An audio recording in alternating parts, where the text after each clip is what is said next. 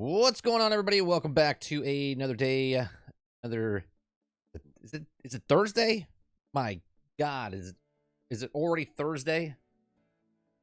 Dear Lord, we got another podcast tonight. Generation X Gaming tonight. How's everyone doing? This is 30 NSG on the show Monday through Thursday. We talk about gaming news stories, have conversations with chat. We had a great podcast last night, or at least I think I had a great podcast last night. Miller Ross joined us. We got to know Miller a little bit, and he talked about Suicide Squad. Gave us a little bit of more. If you follow him on Twitter, you know a lot of stuff. If you don't follow him on Twitter, you didn't know anything, and then you knew a lot of stuff. But got a little insight.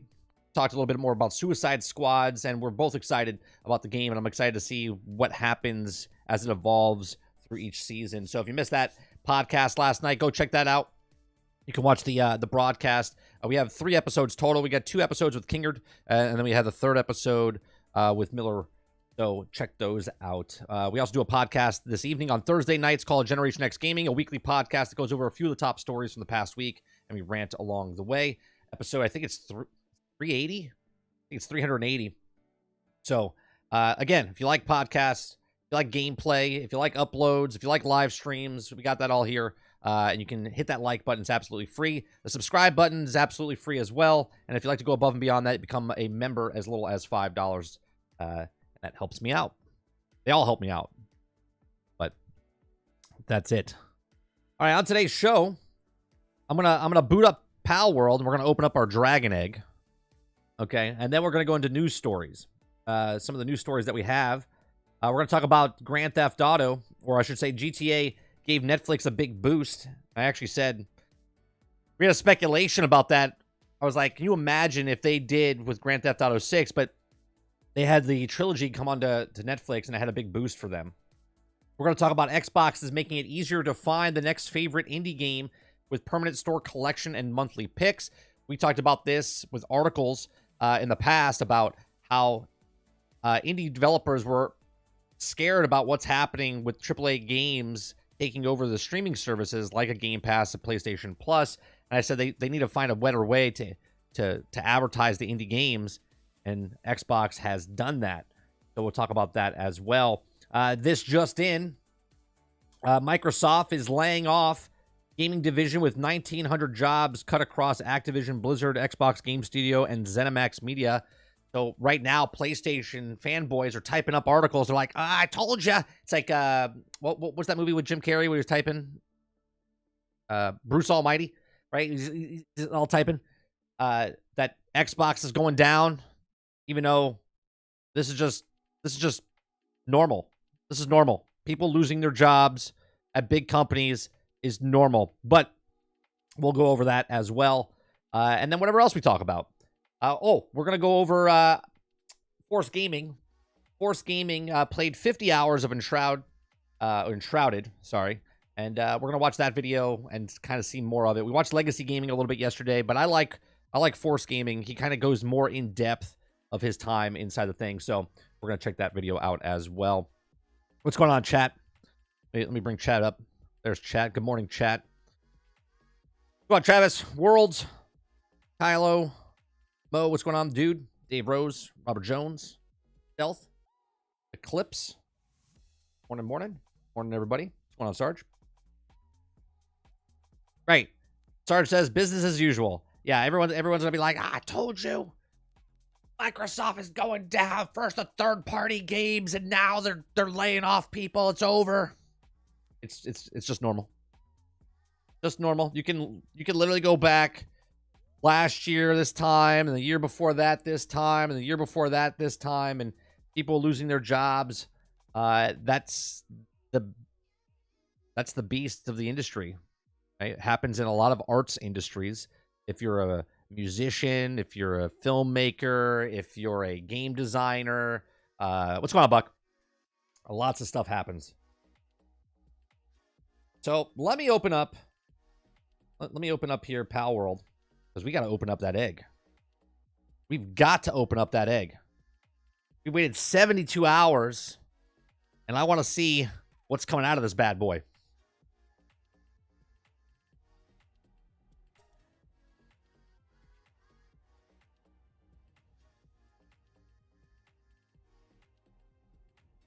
I need to get the... Hold on one second. I was going to do it last night, but I was exhausted. I was exhausted. I didn't feel like staying up an extra hour.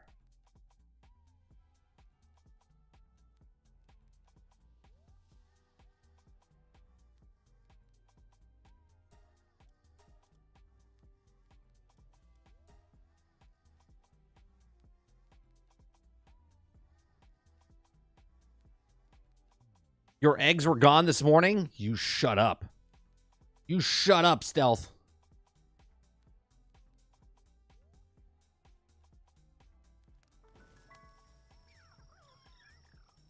Right there. You try to give me a heart attack? I gave this egg nurtured. I nurtured this egg for 72 hours. I gave it its own personal fire. You know what? I'm going to open up this dragon egg. I'm going to go burn down your city right now. Okay? That's what I'm going to do with your cruel jokes.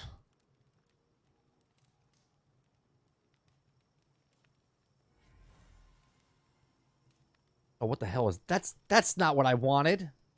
That's not what I wanted. It said dragon egg. That's the dragon? Oh, for fuck's sake. That's the dragon? Where did he go?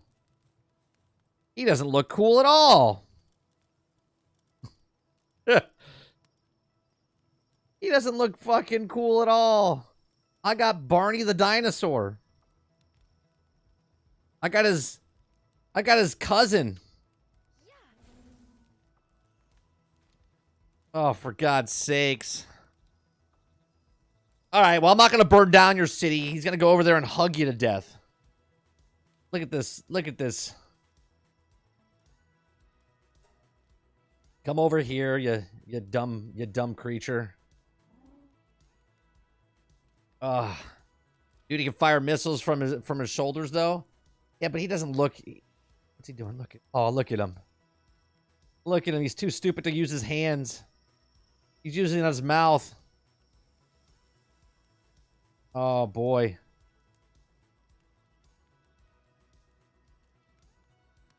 I mean, that's not the dragon I thought I was gonna get.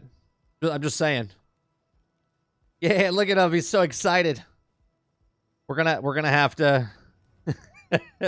Oh, there's a raid coming. Well, he's gonna start earning his keep here. Here they come. We ain't gonna do nothing. We're gonna watch our man in action here get some XP. Here they come. You're gonna kill some things. You go get them. You go get them. We're gonna give you a command of aggressiveness. Yeah, you. Hey, get ready. Where are you going? No, over here. Over here. Oh, you're carrying wood. Oh, he's like a dog. All right, here they come. All right, troops, wake up. We're being under attack here.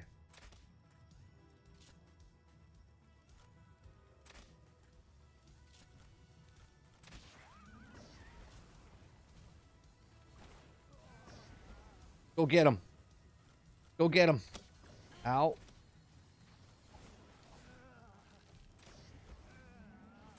Look at him just leveling up. Dude's a beast. Yeah, get him. You guys didn't stand a chance against Barney over here.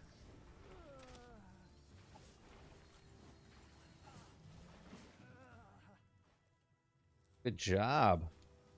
Look at you. Yeah.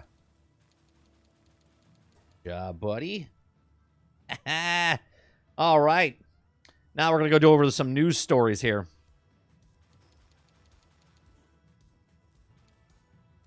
Yeah, he definitely doesn't look as cool. I mean, we can admit that. Don't judge a book by its cover. Don't judge a book by its cover. Oh, wait, we have other eggs, too. Didn't we have other eggs inside? Did. These guys are done, too. Oh, he's got 9 hours, and this one's done. Got a scorched egg here. He's gonna teach you how to share. That guy looks cool. That guy looks cool. Let's go look at what this guy got here, dude.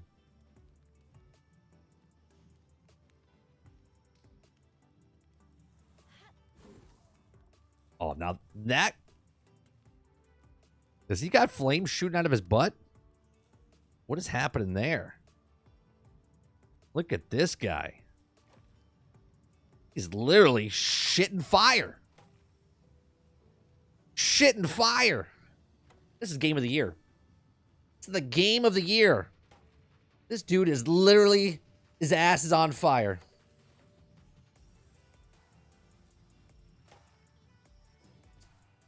All right.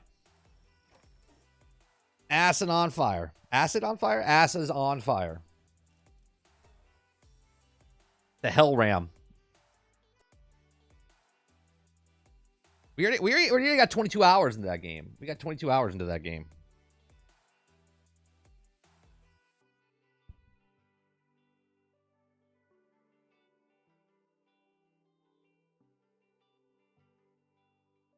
He powered up. He leveled up real fast. Disappointed when the egg opened up and don't cool. They should have had just stolen the Charmander design. Well, maybe he evolves. I have no idea. I have the most annoying glitches in the game right now. One, I can continuously hit trees or rocks. Oh. Stealth. I know what the glitch that you have right now, you have to leave the guild. You have to leave the guild. That's why I left the guild. I couldn't continuously hit, and I couldn't put things down or pick things up anymore. I had to leave the guild. That's why. So now that you're telling me that, maybe I don't want to join your guild again, because I think they have to fix it, because there's some major issues there.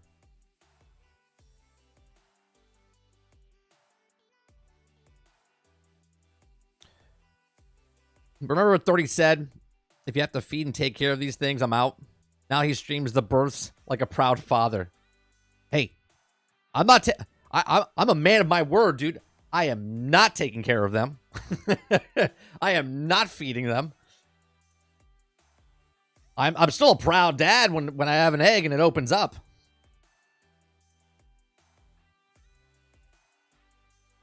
It's sink or swim. It's sink or swim. Their birth, and they got to get to work, right? And we cut the guys that are like, I'm starving. I put them away, and I pull the next guy. I'm not feeding anybody. I'm weak. I can't do anything. Survival of the fittest, baby. You don't want to work? We got a tissue right out of the box. There's another one ready to go. If that doesn't want to work, I'll go catch another one.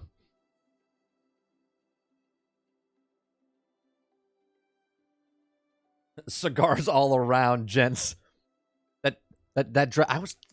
Dude, this is the dragon I thought I was getting.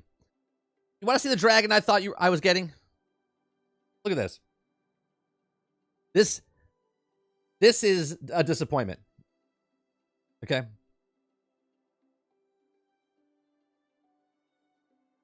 This is the dragon I thought I was getting.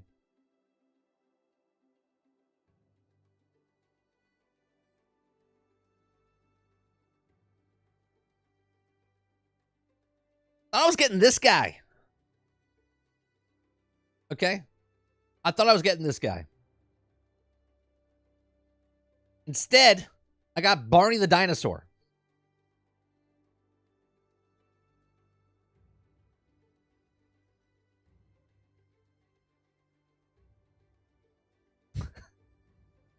No, he's a microtransaction. There's no microtransactions. Transaction. You thought wrong, sucker. That's his final form. They don't evolve, Sarge. They don't evolve. So you can mix and match things with this thing in the game that I have yet to mess with. But I thought for sure I was like, dude, I'm gonna get a dragon. That's not a dragon. Mine's the ugly duckling right now. I thought for sure, right? Maybe he evolves. Maybe he turns into some really badass thing. Who knows? It's all right. We'll work with him. We'll work with him. Come on, Dolphin. I appreciate that. Yeah, it was a good podcast. It was a good podcast. We had great viewership. Great viewership. And I know it wasn't because of me. And I know it wasn't because of me.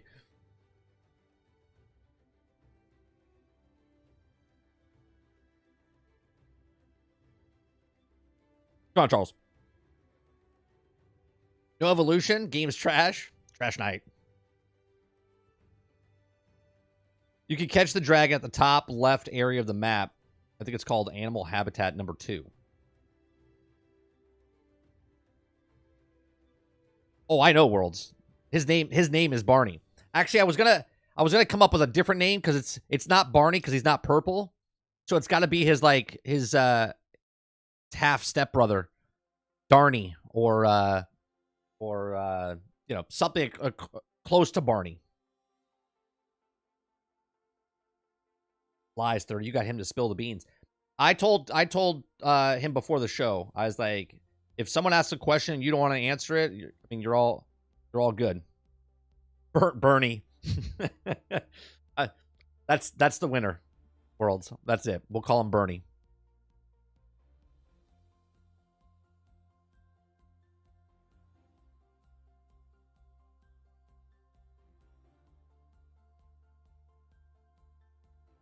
It's his cousin Dave.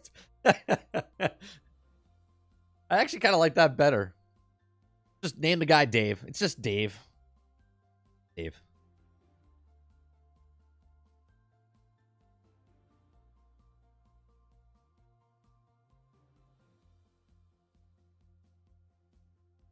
You need to parody the Miller beer commercial for your guest Miller. I don't know what you mean by that, Sarge. Dave the dinosaur.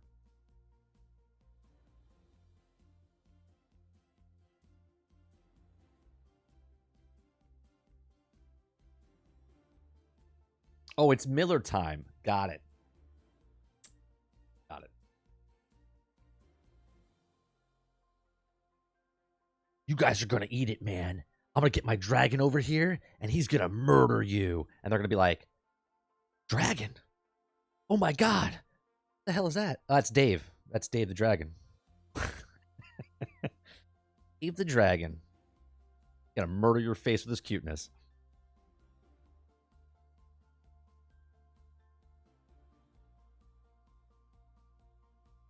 Go on, Deeper Depths podcast.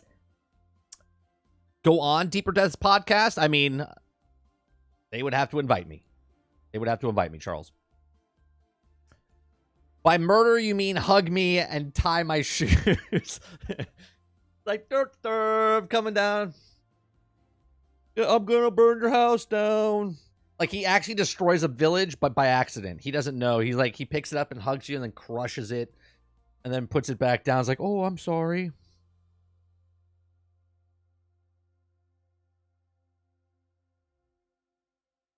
Dave the Dinosaur, that'd be a great adult cartoon style Family Guy.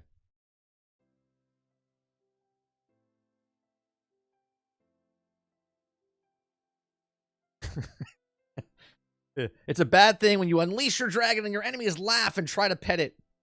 That's how he suckers you in. Why you pet him, kills you. Because you're laughing so hard and you're so you ever feel so you're like, oh, it's so cute. Right? That's what it happens. And then he just kills you. Don't laugh at Dave the dragon, okay? He's gonna come over there and destroy your village. Can't believe you got a doopy dragon. Hey, name's Dave. Okay. Got a name. Actually, I don't know. Was it a guy or a girl? I don't even know. I'll have to ask the pronouns.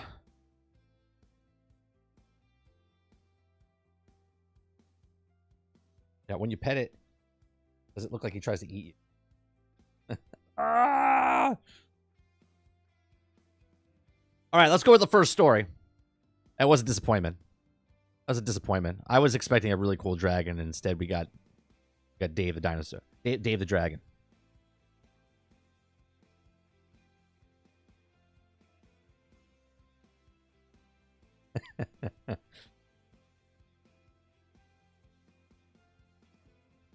All right, let's go with the first story. The article comes from Game Rant.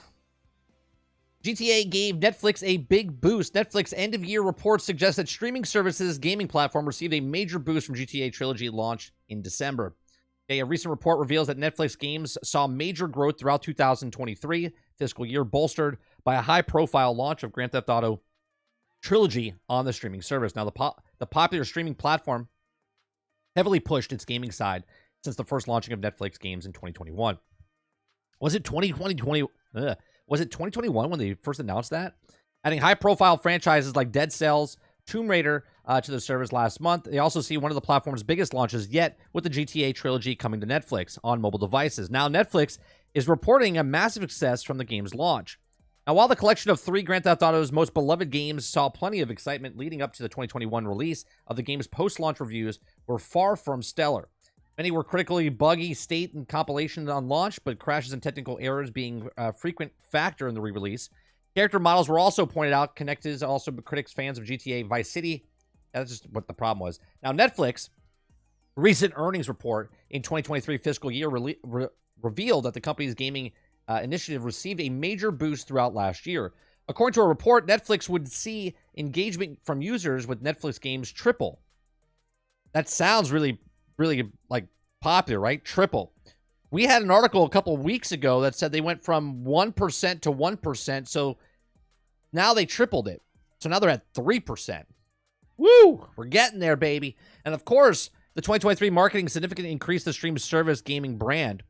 So Netflix cited that the launch of the GTA Trilogy has a major drive of engagement on the platform, with the streaming service calling Grand Theft Auto games December release the most successful launch in Netflix games history.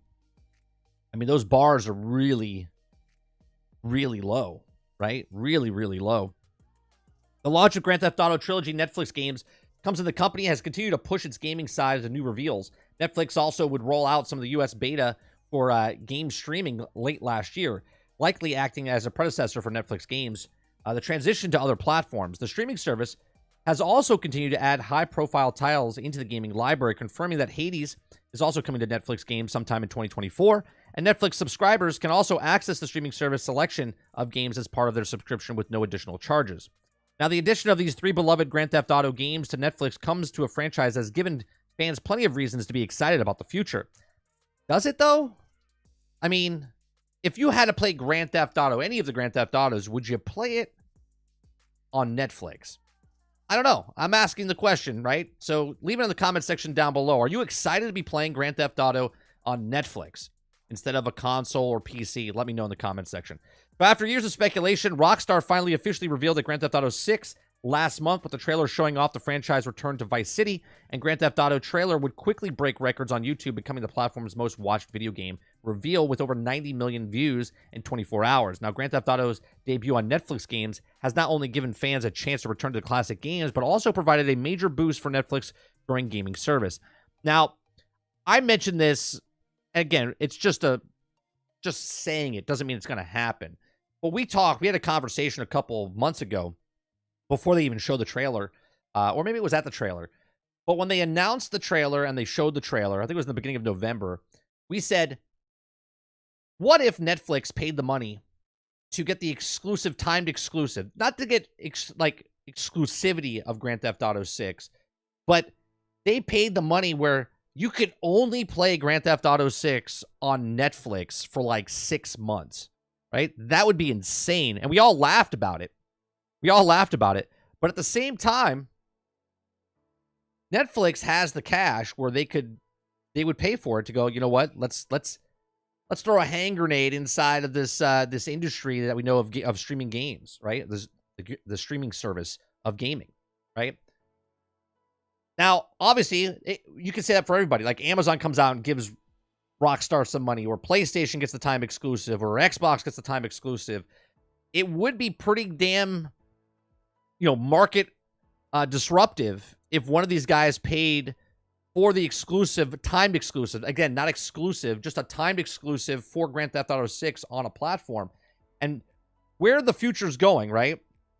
Gaming services like Game Pass, like PlayStation Plus, like Netflix, like Amazon Luna, even Stadia, even though Stadia is folded, can always come back. Google always has other ideas coming out. This could give Netflix a leg up in that streaming war service that's going to be happening when everyone's trying to jockey for positions.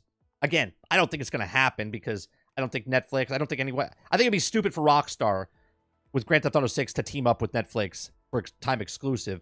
But to say that potentially could happen because Netflix, who would have thought they were getting this on Netflix, and now Grand Theft Auto 6, possibly, maybe get into the good graces of them and be like, hey, look, yeah, this is how many people are playing on Netflix. We have 200 million. You got to remember the number of possible subscribers and stuff to get that. Okay, that's 200 million people. That's way more than any other streaming service out there. Okay, no one's even close to them. Okay, what's PlayStation at, like 50? Xbox Game Pass is at what, 35? Last time we actually had a number, right? Netflix has 200 million subscribers with the movies, and they automatically influx that into there.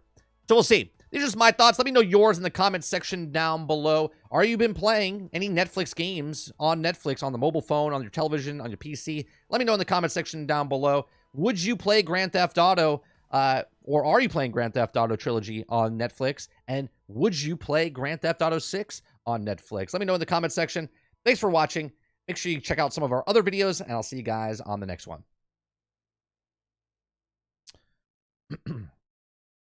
Yeah, it's pretty crazy. It's pretty crazy. I mean, I joke, but triple what they did. They had 1% the first year, 1% the second year, and now with the third year, right, or going into the next quarter or whatever, they tripled it because of Grand Theft Auto on there, which is pretty insane. Even though it went from 1% to 3%, that's still a huge increase for Netflix, a company that's not with games. They do have gaming studios now, but that's still a huge increase for them for just that one game. And that's like the Oprah effect.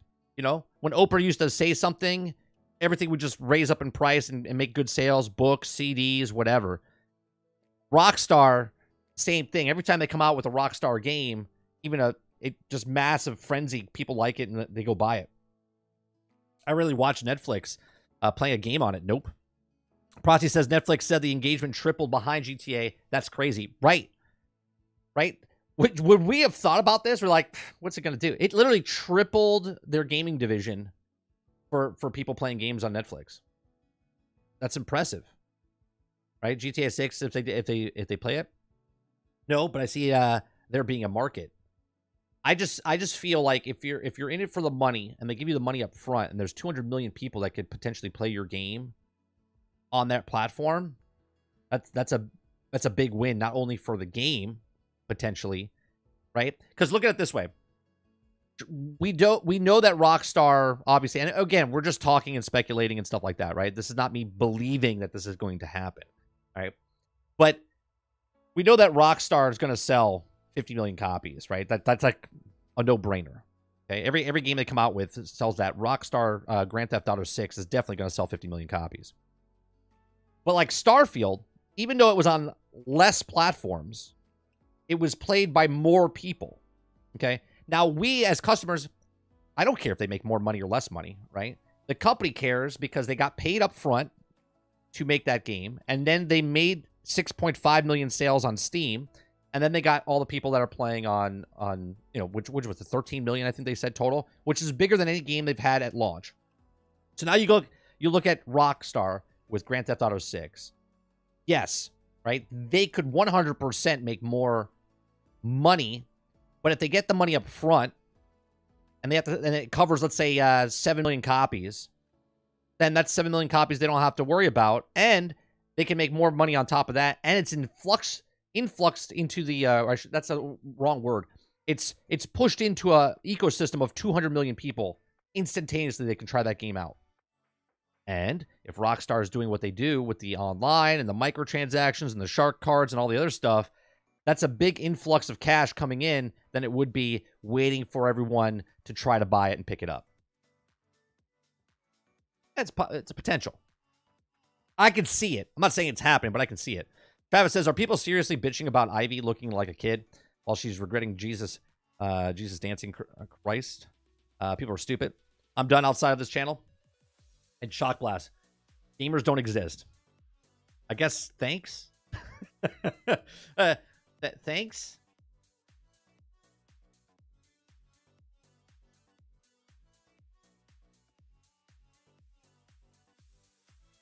Rockstar has that rock and roll star draw. Gonna be king. Yeah, it's like the popular thing, right? And I think they're gonna get the same treatment though as every other games now, with people just shitting on it to shit on it because it's the big thing. So people will shit on it because it's cool, or be opposite. You know what I mean? I don't even understand. How would you play games on Netflix? Well, you can use a controller, and you can use touchscreen and stuff. It's this thing called a controller. It's this thing where it has buttons and stuff, and a Bluetooth controller, and yeah, it's a new thing that's happening in gaming. Come on, Jojo.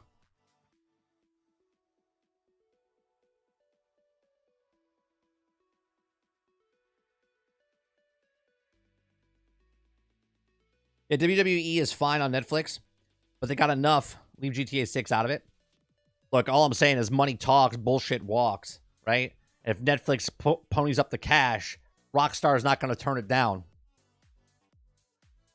It's different. It's different if a company comes out, gives them the cash, and there's less people that could potentially play their game. But when you have a 200 million influx of people that can instantly play your game, that's a big chunk of change that they would pay for it, and potentially where they can make more money. And it's time exclusive. It's not like Rockstar would suffer from this, because as soon as it hits other consoles, it would sell just as much.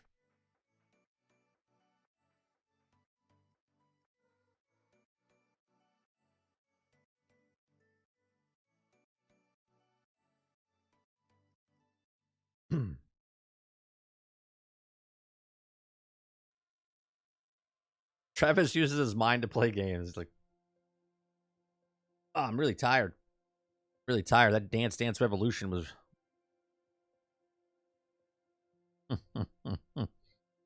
I mean, I agree. I don't want it on Netflix, because this is what I'll do. It comes out. I won't play it until the time exclusive ends, and then I'll play it when it comes out on the console that I want to play it on. I'm not playing it on Netflix. Although, I almost broke down the other day. I saw this Teenage Mutant Turtle game. Okay, it's called... Let me bring it up.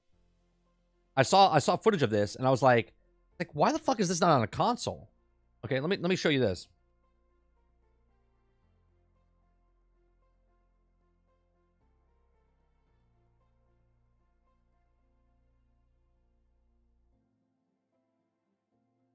It's called... Is it not Spreaders? It's Splinter...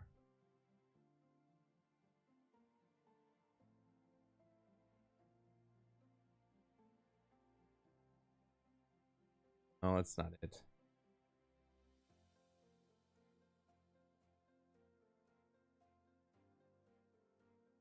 Didn't I put it in Discord the other day?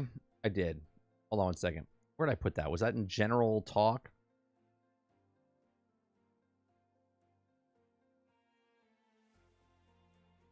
Yeah, here it is.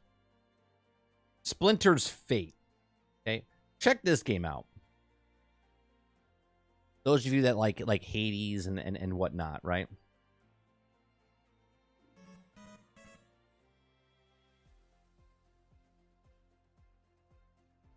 This is a mobile game. Okay, this is a mobile game. Foot jerks are lurking around. Another ambush, guys? You seriously need to come up with some new tricks. And it looks pretty freaking good. Okay, this is definitely new. Looks like a strange coin. Right? But this is only... You can only play this on Apple Arcade. You have to get this... You have to get the... Right? You have to get... I like how he's moving backwards. Glitched out. Right? You have to get Apple Arcade to play this game.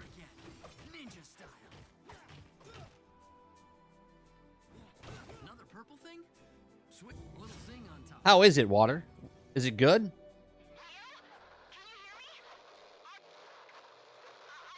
It looks good. Right? Scrap for payment?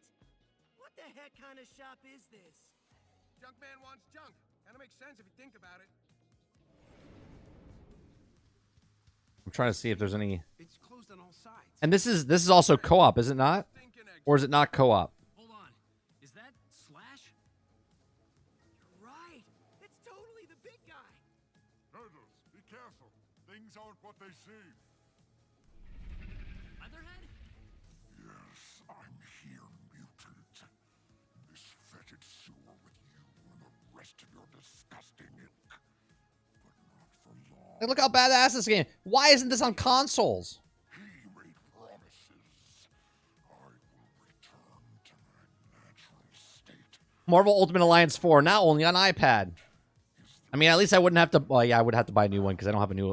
It would only work on like the new iPads. What price? Your destruction.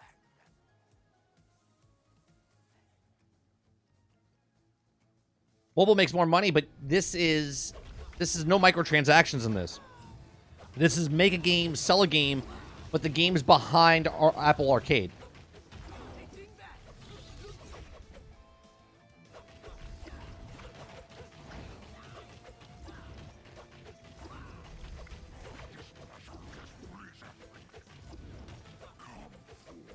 You can't. I don't think you can buy it, Jones. I think you can only. You have to do a subscription model. So technically, $6.99. I think it is for Apple Arcade. It's free on the App Store. Wait a minute. The game is free? No. You can't play it.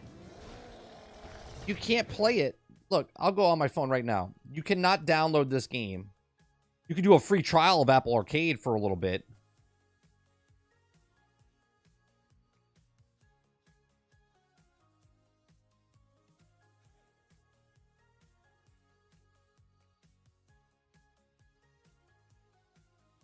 It says get, and when I hit get, it goes and says try it free. Okay, play over 200 ad-free games, 1 month free for $6.99 a month. Try it free. You can't buy it.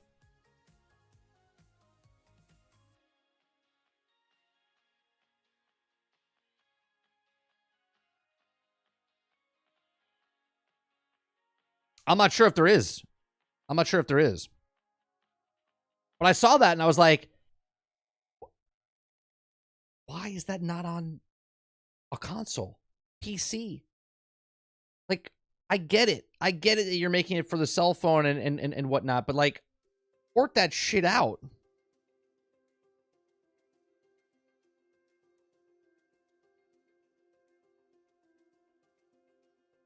I have a family plan, so that's probably why. Comes with all the bells and whistles, arcade, Apple Music. Yeah. That's why you have it. Yeah, you're paying for it. So yes, it is free if you have that plan. But you can't play it if you don't. Like, I wanted to buy it. I was like, oh, I'll buy it.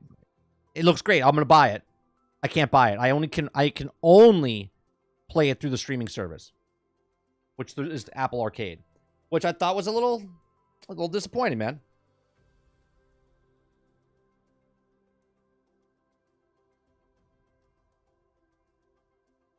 Another payment, you know what I mean? Then you got Netflix, you got Game Pass, you got PlayStation Plus, you got Disney Plus, like another streaming service, another thing to add to your overall streaming stuff.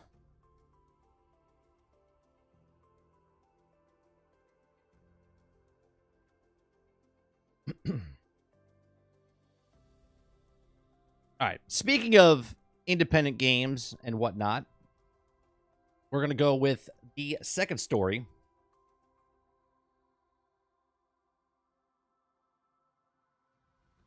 Well, that'll be year 2, Travis, right? When Diablo 4, they definitely won't do anything until Diablo 4 season, or I'm sorry, year 2, right? When they add a new character or whatnot.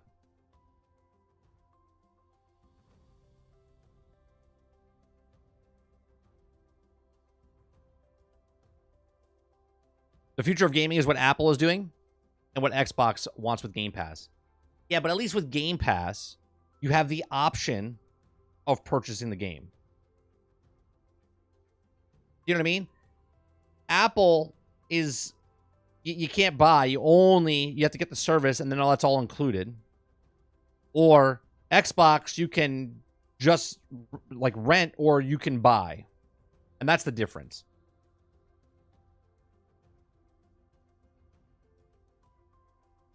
And you know what I think it is? Because it's a brand like Teenage Mutant Ninja Turtles, right? I think the reason they do it the way they're doing it is because down the road, they're going to lose the license. And if people buy it, then they have to delist it. But if it's just on a subscription service, they just shut it down. You know what I mean? Just like Ultimate Alliance, right? They don't have to delist it anymore. They literally, it's a game made for that platform. And then when it's done or the license is over, they just shut it down.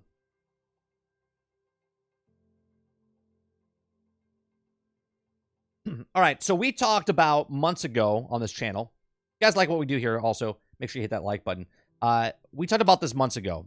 Developers came out, big developers came out and said that AAA games are going to hit a wall. They're going to get too expensive. They're going to hit a wall, and there's going to be very little that changes with AAA games as far as graphically and whatnot. And the independent developers were worried about because of streaming services. Okay, so talking about Apple. With Apple Arcade, with games over there. Now there's game companies and developers that are making games that they're worried. Now, we had an article that was talking about the publisher of Tunic, and Tunic was made by one guy, and when it came out, it was very successful on Game Pass because there wasn't a lot of competition on Game Pass at that time.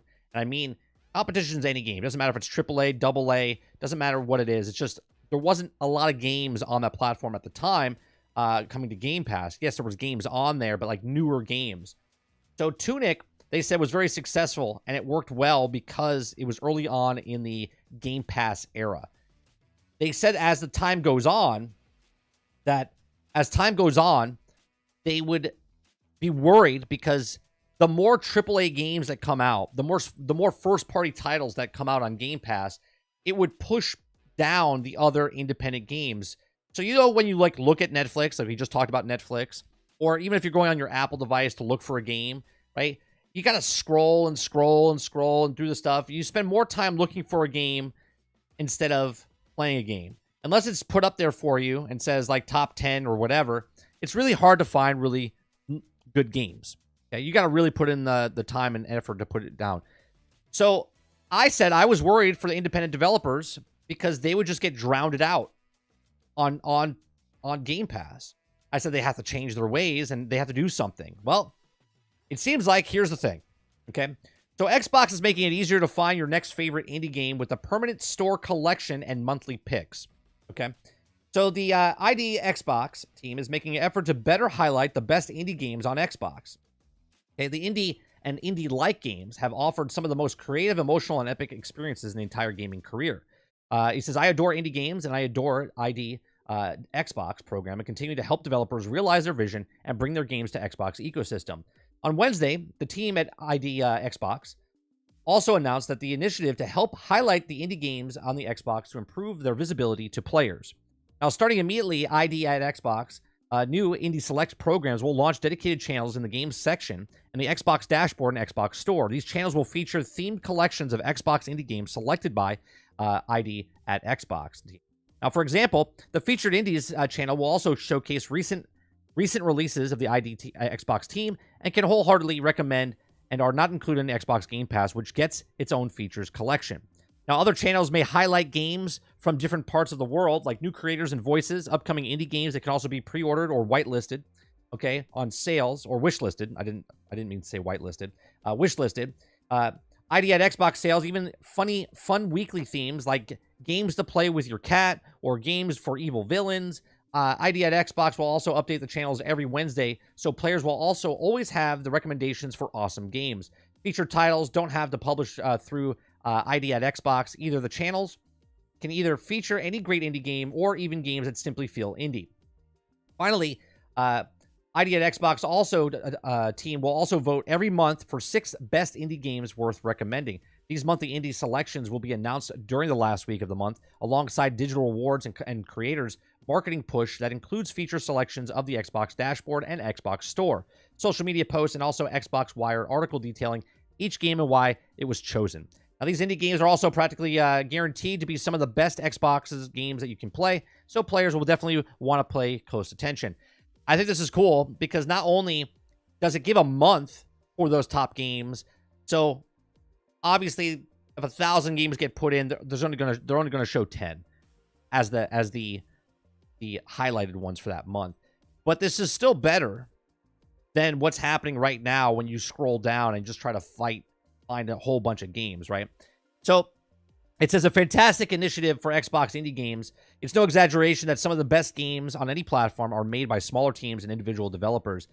We saw some just the other day, right? The Spaceborne 2 made by one guy, Tunic made by one guy, Cuphead made by two guys, right? Like, there's plenty of games out there that the development team is so small, one person, 2 people, 5 people, 10 people, and they make excellent, excellent games, okay? So, it says games that achieve the success of the mainstream AAA titles bury the industry in the massive marketing campaigns. There's multiple publishers that help indie developers get their games noticed, but it always feels like an uphill battle. He says, I'm really happy that the ID at Xbox is the most accomplished indie game publisher in the industry, making make a big move to improve the visibility of indie games, even though not published by ID at Xbox. These will hopefully help players find their next video game or 10 to help developers achieve the success they need to keep making creative, interesting games at AAA publishers aren't willing to attempt. I'll keeping a close eye on those collections to see the catches on my attention, and although I already have too many indie games that I wish to backlog in my wish list. So there you go. I think this should be more across the board. I mean, Steam does this with indie titles and whatnot. There's a lot of games that get made. There's a lot of games that are just crap. They are.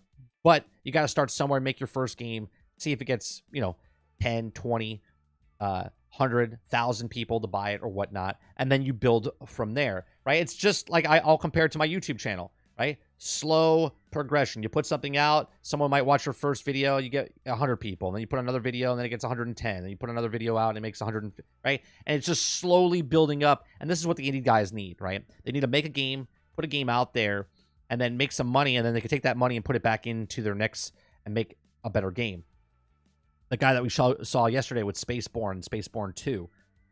That's phenomenal, right? How can one guy do that with a whole team?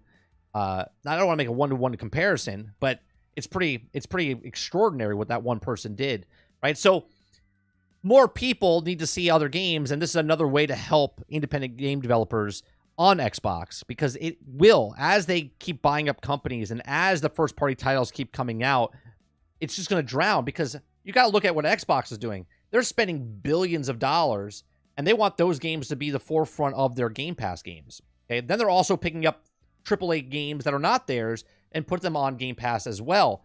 Well, if you have your first-party titles and you have a third-party AAA titles, and they're all on Game Pass, those indie games get pushed down. So this is a very nice move by Xbox to bring that up on the forefront in their store, have their own section, and then highlight the top 10 games of indie games or 6 games, whatever it is, per month. I think this is a good move. Let me know what you think in the comment section down below. Do you like indie games? Do you rather play indie games more than AA or AAA games? Let me know in the comment section down below. Please make sure you share, like, and subscribe. And if you like what we do here, make sure you check out some of our other videos. Thanks for watching.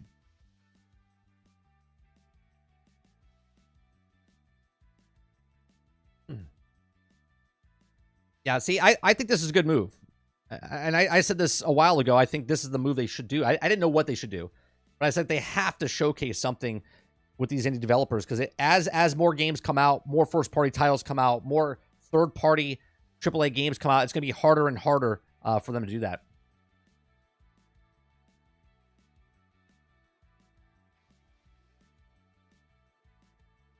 Starborn 2, Billy. Oh, did you pick it up, Travis? Did you pick it up?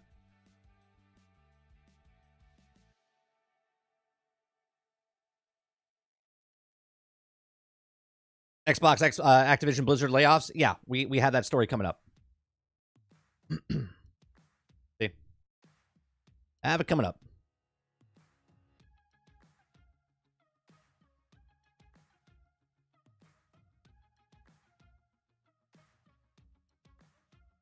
As amazing. 30. Better a $20 bucks than Starfield at 70.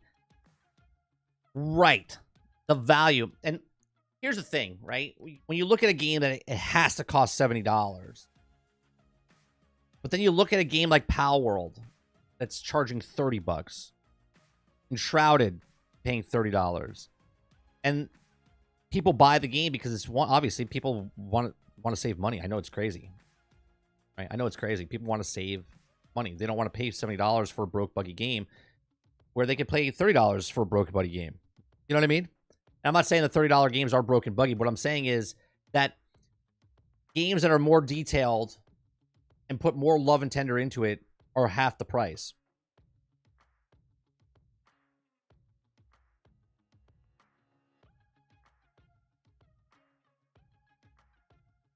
Right, Rose? This is exactly what's going to be happening. Everyone's going to think that Microsoft, but literally, if I take 10 minutes and do research, I could probably find here. You know what? I'll do it real fast. Let me see if I can.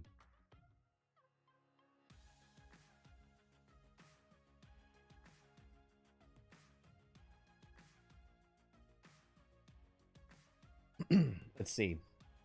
This article. More than 16,000 jobs in 9 months. Microsoft global headcount dropped from 215,000 people as of September 30th, declined more to 16,000 from its peak of 232,000 at the end of the 2022 calendar year, right?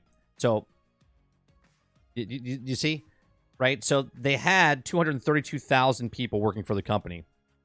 They trimmed off 16,000 people, and this was at the time, okay, at the end of the 2022 calendar year. Right? And now here we are at the end of the 2023 calendar year, and they just shaved off another 1,900 people. Right? This is not news. This is just business as usual.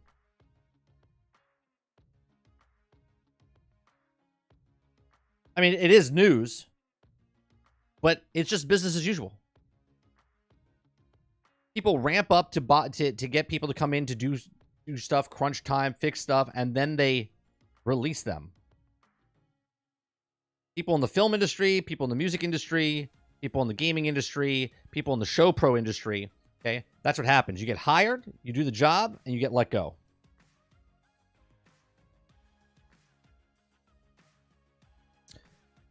So we'll read this. We'll read this next story right now.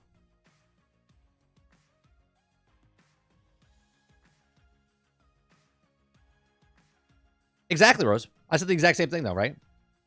I know you're saying stuff. I never get worried when people say, right now, if you're one of these 1,900 people that lost your job, yeah, it's devastating, right? It's devastating, right? I did it multiple times a year when I worked in the film industry. Get on a job, and you're always looking for a good job, right? You want to get on a movie that's working like 6 months. You want to get on a TV show, a sitcom. You want to work for the local sports team. So every time a home game comes in, you get constant work throughout the year, right? But soon as that comes down to an end, you're done. You're not employed anymore.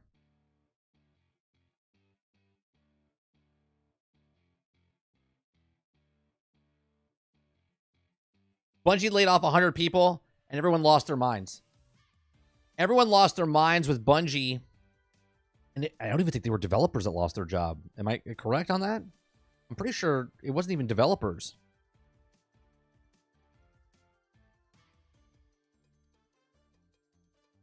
All right, so let's read this one.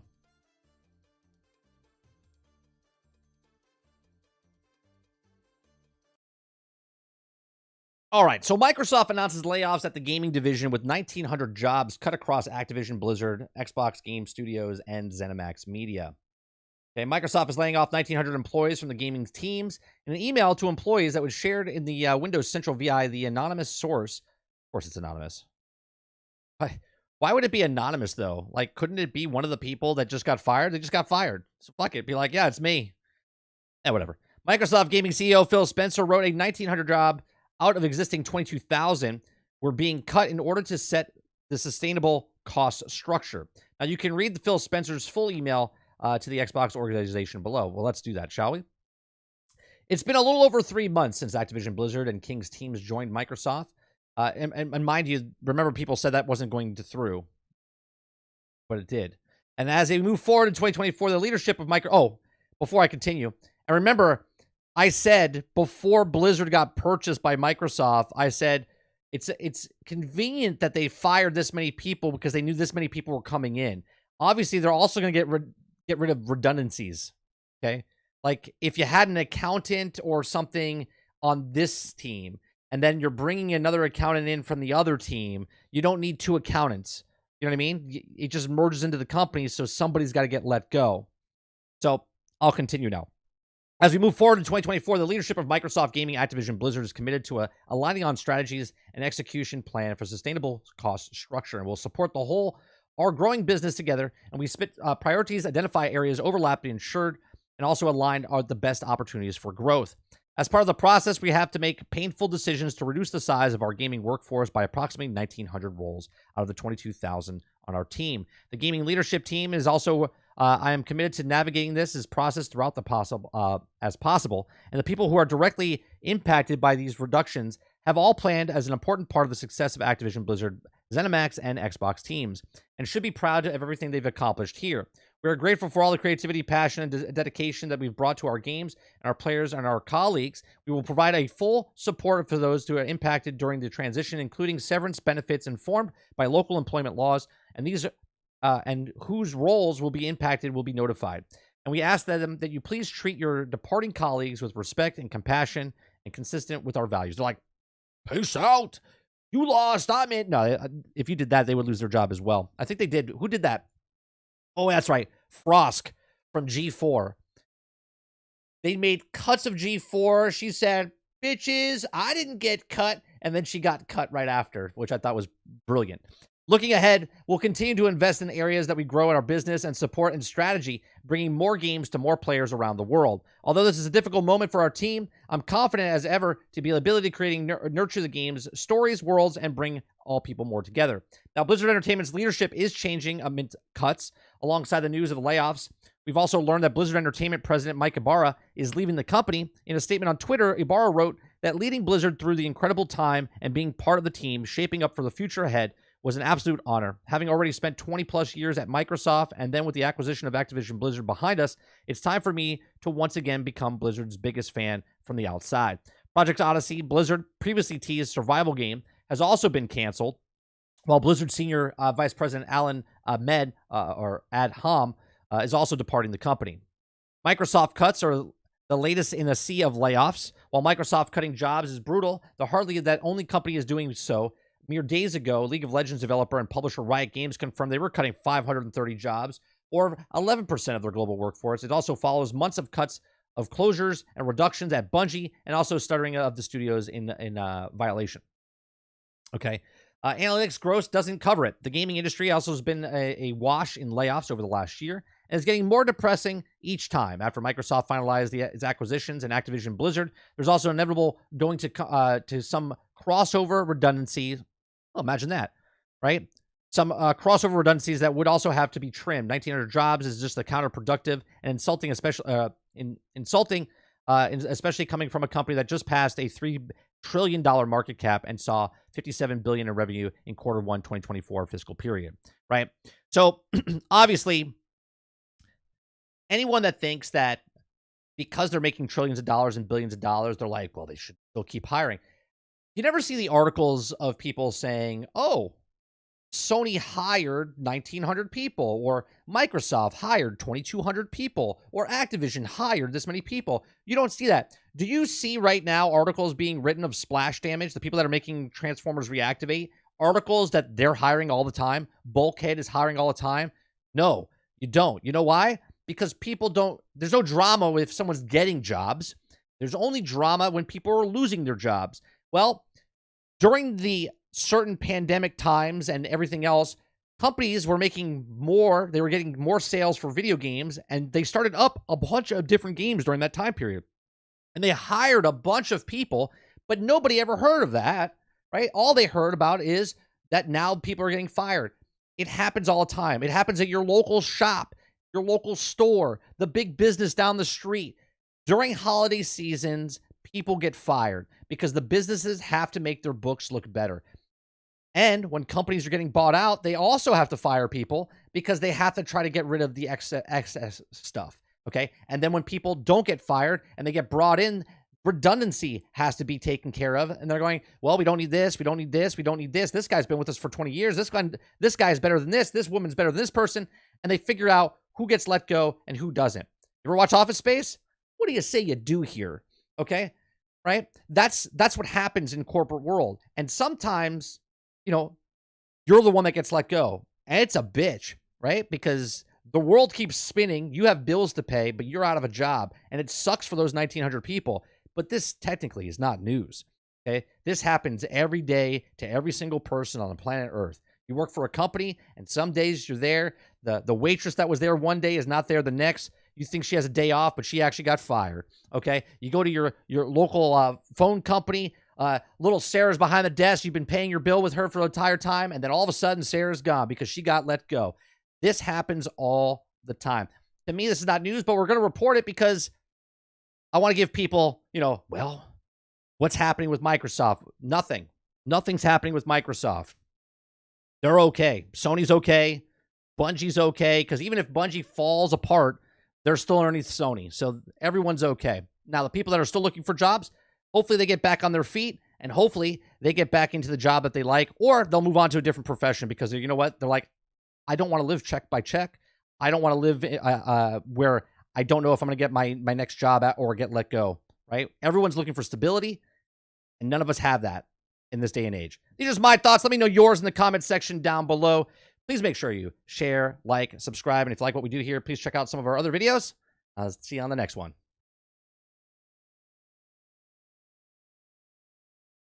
Come on, bats. I don't get why it's depressing. Like, we don't need them. Don't make them say, just stay, give them help and find a place, but let them go other places that work. I mean, they're getting severance packages. Is that what you're talking about, Travis? They're being covered by what it is. They're not just getting let go and be like, peace out. Good luck to you.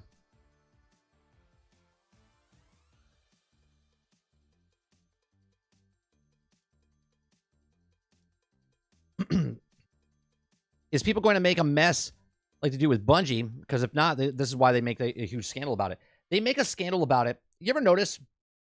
It's the same thing as people standing up for other people that don't need to be stand up for, right? Someone gets offended about something, and they're like, I'm offended. And it's like, not even offended towards them. They're offended for the people that they think are supposed to be offended, right? Like, job loss is just a thing. Happens all the time. Okay? Happens all the time.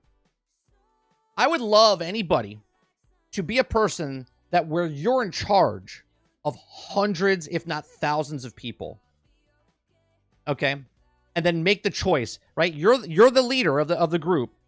And now you have to make the choice. You're like, well, I gotta get rid of 1,000 people out of 10,000 people. Or I gotta get rid of the people that are running the company to make the hard decisions. What do you think they're gonna pick? Right, it's an unfortunate reality, yeah. And the people that are on Twitter, they're like, I can't believe this is happening. Oh, I know it sounds heartless, but that's what happens, man. I'll tell you what.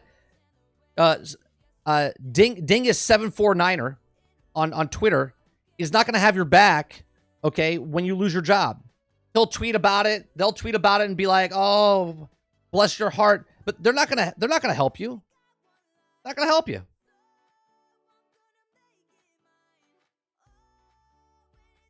Big companies should offer better job security. The job security... Okay, look. This is how the workforce works. Are you ready? If you're a person that comes in 5 minutes late every day, kind of wander in the cafe, you're grabbing your coffee, you're standing around, you're talking to your buds. Hey, what's going on with the weekend? What's going on? Right? Upper management notices that when the time comes to cut people, they're like, hey, what was Sam doing the other day? Sam was just kind of walks around. Yeah. Right.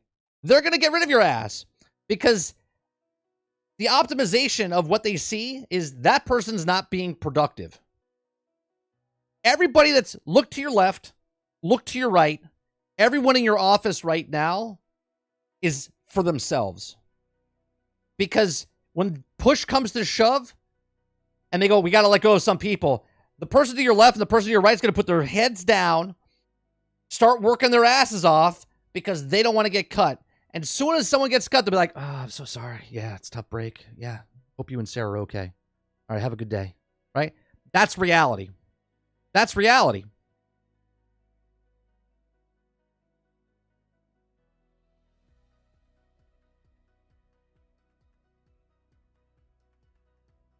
While we're watching this, literally lots of people have lost their jobs. It's life. Yeah.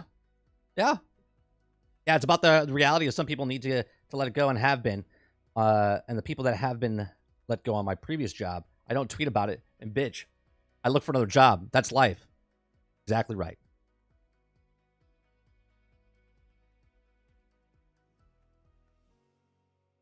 Reality is this. I work for a company that let go of 5,000 employees, mostly due to redundancy.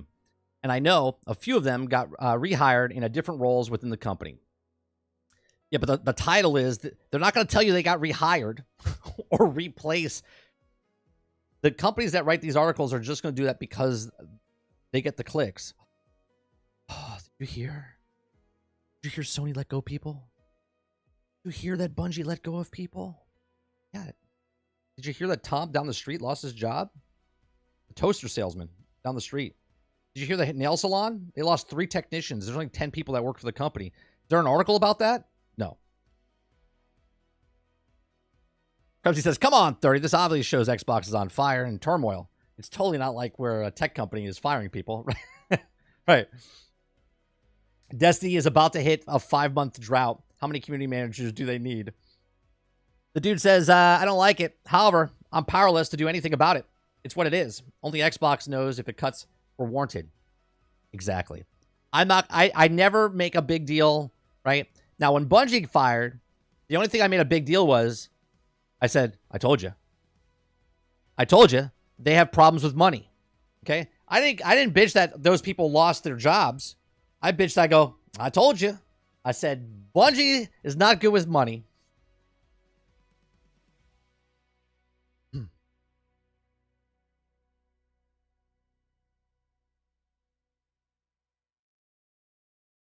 And someone might think that I'm being very like heartless and stuff. And sure, because when I lost my job on one company to the next, there was no news reports. I'm not bitter about it, but there's no news reports about it. Right? I've lost many jobs. Nobody reported anything on it. I literally quit a job, walked across the parking lot, got a job. 10 minutes I was unemployed. Because you do what you have to do.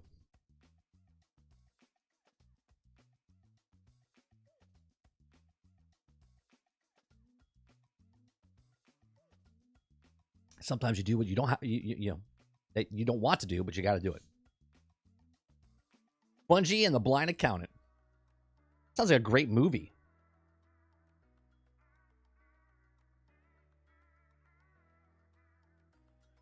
Meanwhile, leadership probably doesn't take a pay cut. No, they wouldn't.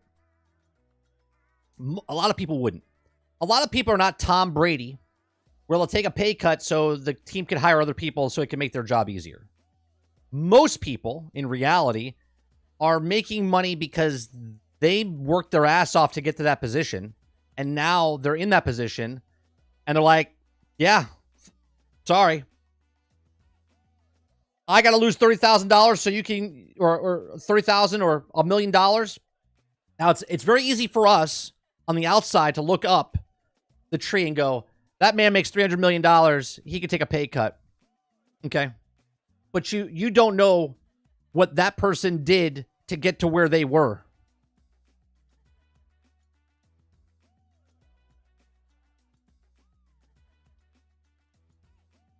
Or where they are from where they came from.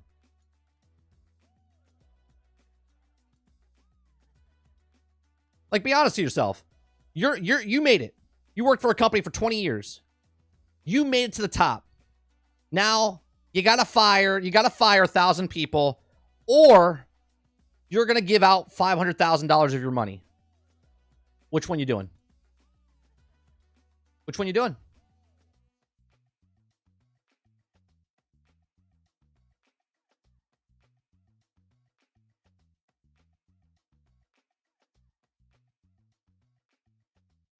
Did they kill anyone? Talking about Mikey Barr leaving for a second time shocked me. I mean, maybe he's just done.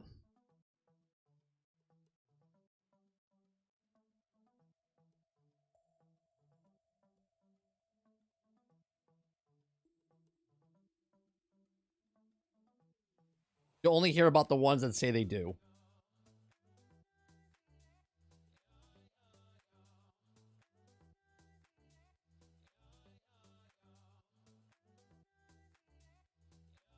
All right, so we got that one. Did the id? We did the Microsoft. What else we got?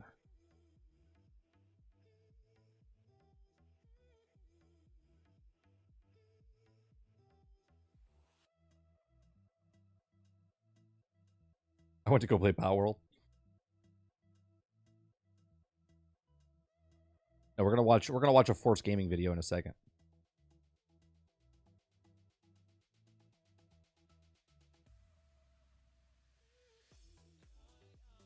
Bungie closed the doors for their knitting programs, and everyone thinks the game is canceled.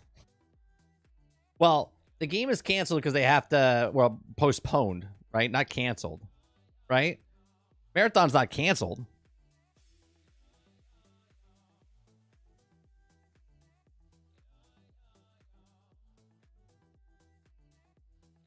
Resist the temptation. No, I'm playing right now.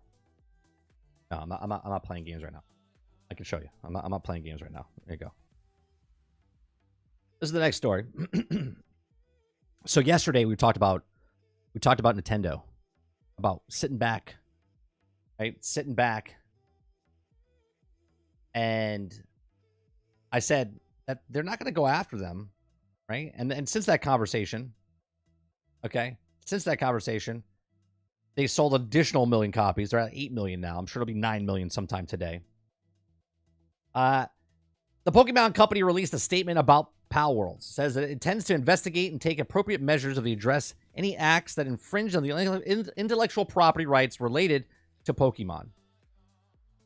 Okay. The viral survivor game sensation Pal Worlds fairly parodied Pokemon and in the act of plagiarism, potentially incorporating AI-generated Fakemon. Okay, this argument is consumed by social media since Pal World release, and while since some of them, everyone has weighed in on the topic, Pokemon Company itself maintained a dignified silence until now. Now, I want to bring up. I did a video yesterday. You guys can go check it out, or 2 days ago, about people saying they got death threats by the user Alex Smith, I think his name was, and said there was death threats, and then the actual community manager came out and said there's been no death threats to us, right? So the social media, right? And this is what I mean when, if the conversation before that person came out and said there's death threats, I said, if there's a death threat, show us the receipts. Show us the receipts if someone had a death threat, okay? But the mentality is, well, I don't want to show you the death threats because if I show you the death threats, that means I'm going to be hurting the person that's doing it. But they're threatening you, so why would you protect them? Okay? So anyway, show the receipts. And the people that do, just bad people because they like to lie about things. So now we have people, right now, there's no evidence. Like, you could say it's happening, but there's no evidence. And people are running with that they're using AI, right? Even though Steam has a policy that you have to tell us what the AI is, right? There's people saying that they blatantly ripped off the artwork and stuff like that, right? So there's no evidence of that as of right now, okay? But people are just running with this stuff, okay? So how are we supposed to trust anybody that lies about death threats, lies about, the copyright and everything else, and yet we're supposed to be like, yeah, this is true. Now, obviously, Pokemon came out. So in a statement, You can read the official corporate website on both Japanese and English. The Pokemon Company has addressed the other company's games in a way that's clearly referring to Pal World. Here's the statement in full. Quote, we have received many inquiries regarding another company's game release in January 2024. We have not granted any permission for use of Pokemon intellectual property or assets in that game. We intend to investigate and take appropriate measures to address the acts of infringing intellectual property rights related to Pokemon, and we will continue to cherish and nurture each and every Pokemon in the world and work to bring the world together all through Pokemon in the future. Now, I don't think they're talking about Pal World itself. They're talking about the mod that happened, and they want to make sure that you're not using the intellectual property in the actual game for the mod. Pal World itself is, I personally don't think they have a case. Okay? Because one looks at the other. You cannot copyright a sheep. Okay? As long as you change it a certain amount of times and things, okay, you can parry it, which is totally legal. Okay? They should be fine. But we'll see, because they're making a lot of money. They're making a lot of money. Okay? Supposedly the budget of the game was like $6 million. Right? Less than $10 million to make the actual game. And they've sold 8 million copies right now at $30. Okay? So the stance basically reads, I don't even think it was 10 million, but I think it was like 6. Now it says the stance basically reads, we're going to take a long, hard look at all the stuff we've been doing under the rock, and we don't like it. We're going to crush you. See, I don't think it says it that way, but which sure is weird one to follow with, but we'll continue with our cherish and nature each of every Pokemon in the world, and essentially the legal threat flipping the parental promise in during a juxtaposition as saying giving guns to Pokemon.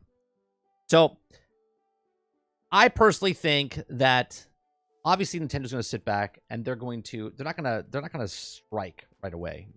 They're going to look at all of it and go, is it worth to tarnish our name going after this if there's no case, right? They're going to have to look if there's a case, right? This to me shows that there's a market for Pokemon on PC because there's 8 million people that bought it just on Steam. We're not even talking about Xbox. 8 million people have bought this game on Steam. Why? There's no Pokemon game from Nintendo, okay? And from them to put on an actual PC. So this should be eye-opening for Nintendo, in my opinion, because they look at this and go, holy shit, there's a whole market. Because Nintendo, by anybody, should know that software sells. And they shouldn't worry about them buying a Switch to play these games. You should take those games, make a game like this, okay, and then put it on PC, because there's a whole market of people that won't buy your your Switch, okay? They would rather play it on PC. But hey, what do I know? Not saying Nintendo's going to die in any way, shape, or form, but they're stuck in their old ways, okay? The future is going to be where it's streaming services and no boxes at all, okay? And even if you have a box, there's going to be multiple platforms that you can put your stuff on. Nintendo is already doing this. They already have Mario and stuff on the mobile phone. Yes, it's a different game. It's not that game, but they've made games for mobile devices. They need to start making games for PC as well. Maybe it's not the same one that's on Xbox, or maybe it's not the same one that's on Switch or Switch 2, but they should start planning to make games or porting them over to PC, because this is a win-win for Nintendo. They make a shit ton of software sales, well more than Xbox or Microsoft, and well more than PlayStation. Okay? Nintendo is king when it comes to first-party titles of making games and selling the software on their devices. And they can still do the exact same thing if they move it to PC. These are my thoughts. Let me know yours in this comment section down below. Do you think that the Pokemon guys have a case against Pal World? Do you think Pal World is in trouble in any way, shape, or form? Let me know in the comment section down below. Please make sure you share, like, subscribe. And if you like what we do here, make sure you check out some of our other videos. Thanks for watching.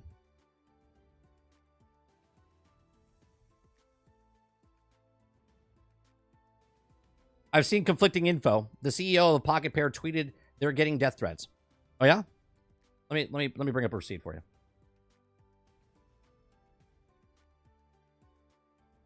Let me bring up receipts for you.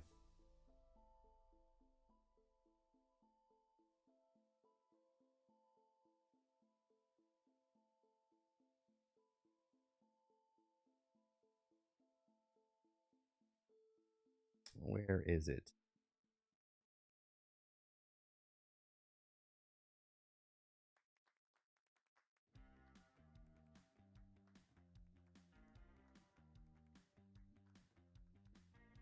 So this is the person that said there was death threats happening, and this is the community manager of Pal World.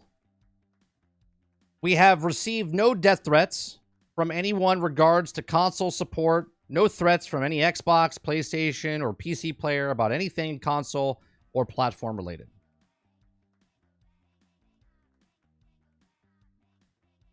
So, again, if someone from the company is coming out and saying they have death threats, show the receipts. Show the receipts.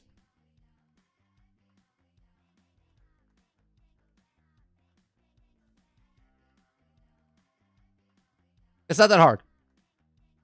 If someone comes in and threatens my life, I'm going to put that person on blast.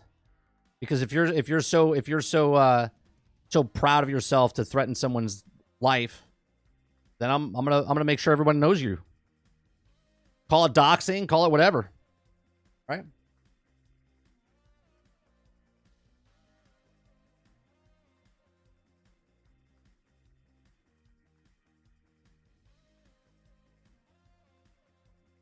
And one statement saying that they were getting death threats based on the platform stuff. Every GameCube ROM I've run great on there. Great.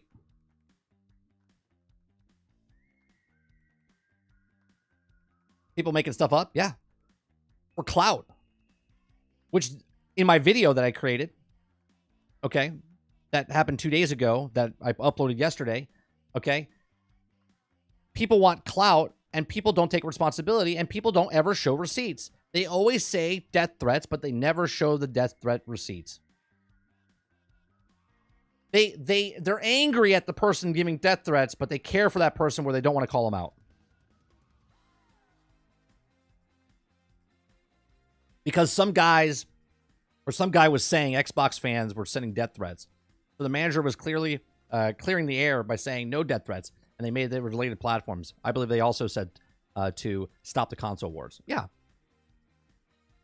There was also people that were doing stuff. I watched Oh No, It's Alex's video today. And there was people saying the game wasn't on Xbox. They were literally tweeting out stuff about Pal World and how sad it is that Xbox doesn't have it and they lost out on another thing. And I'm like, these people are retarded. These people are retarded.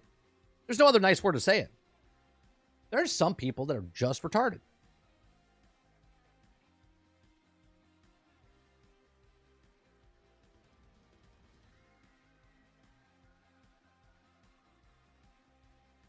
Death threats are reserved for Shadows of War. Go touch grass.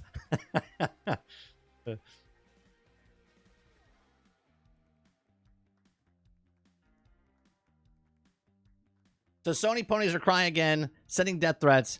Just buy a PC or Xbox. Fuck's sake. Yeah.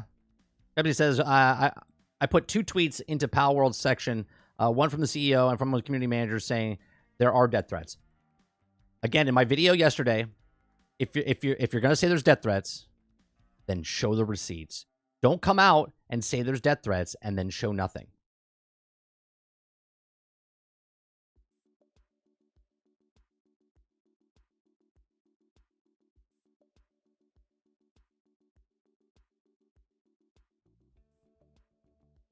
What day was that on? That was January 20th. And the one I just showed you was January 22nd. This one that you just posted, Krebsy, January 20th. Okay. However, you excuse me if I skip over death threats. Threats to the company's massively outlandish claims. Okay. People writing an actual human being, though. Okay. Now, same person wrote a tweet 2 days later saying there's no death threats. So which one is it? Which one is it? Here, you can't see it. I'm sorry. Right? Here's the community manager. Right? However, you'll excuse me if I skip over death threats. The company massively outlandish claims. Right? And then 2 days later, replying to somebody, we've received no death threats from anyone regardless of console support. So which one is it? Which one fucking is it? Are we bipolar, or are we using things for clout? Which one is it?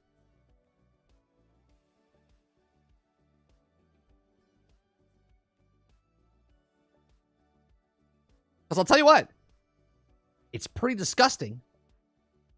Whoever's doing it, right? It's pretty disgusting whoever's doing it.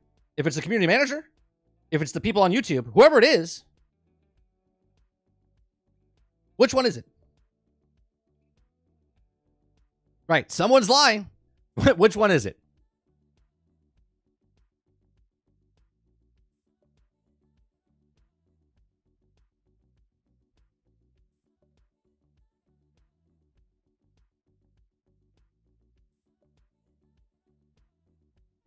Has Alex replied with proof? No.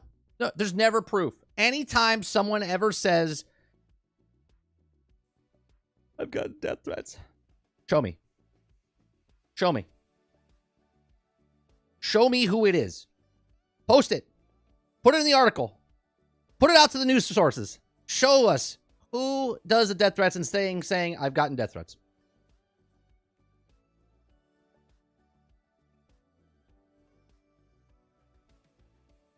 Rebsy, regardless of what tweets you're showing me, I've read the tweets. I've seen the tweets. Again, my video yesterday that I posted talks about who's saying it.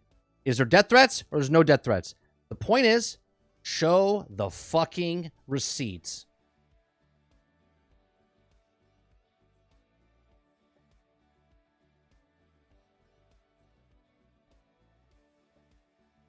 Show the receipts.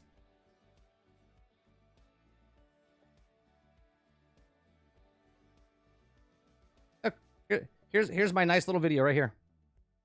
Okay. Here's my nice little video right here.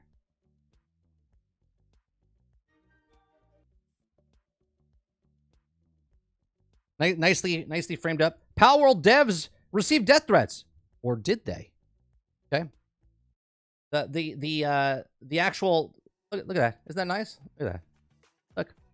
Pal World receipts, please. Receipts, please. I do my research. I do my research. The point of the story is, death threats or not, show the receipts.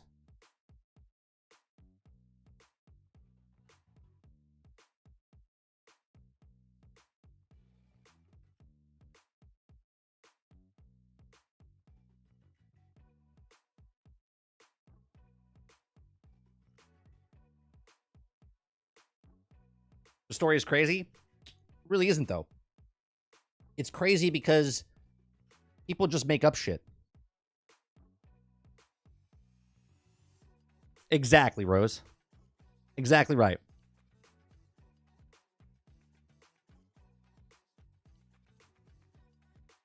Why would you give someone threatening you the attention they are asking for?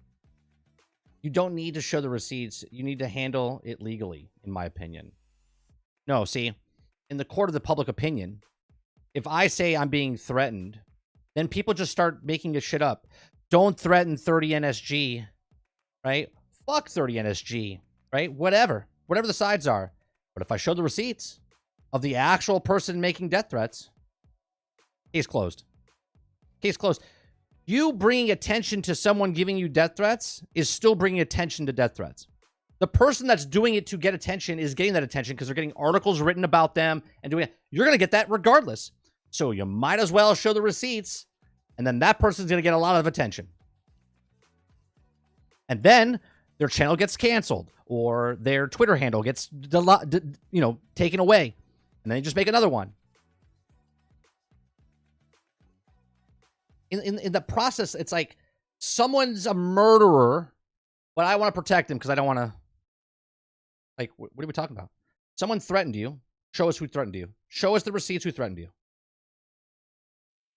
It's some 12-year-old, 13-year-old, 15-year-old, if there's even one. most people have a decent grasp on life where they wouldn't say that, right? Even the shittiest people wouldn't say it because they truly don't mean it. And if they do mean it, well, then there's a problem, and then it might have to escalate. By the way, 30, how's the server stealth created? I can't log into one. I was on the servers, still trash. Ours is fine. Ours is fine. Just don't join a guild.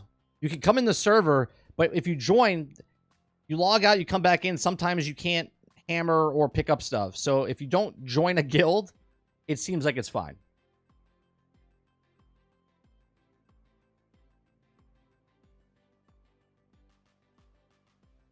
Show us on the doll where he threatened you. Yeah.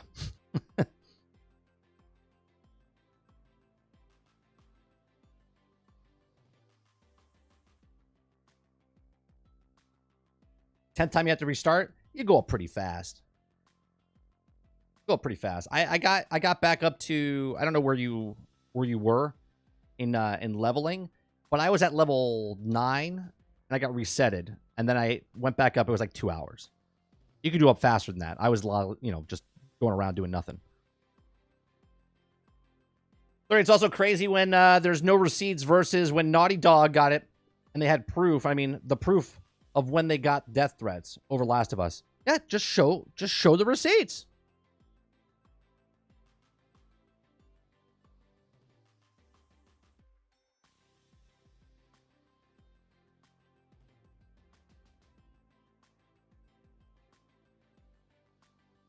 Like, I don't understand the mentality of someone threatens me. So instead of just ignoring it, you're saying something because you feel threatened, right?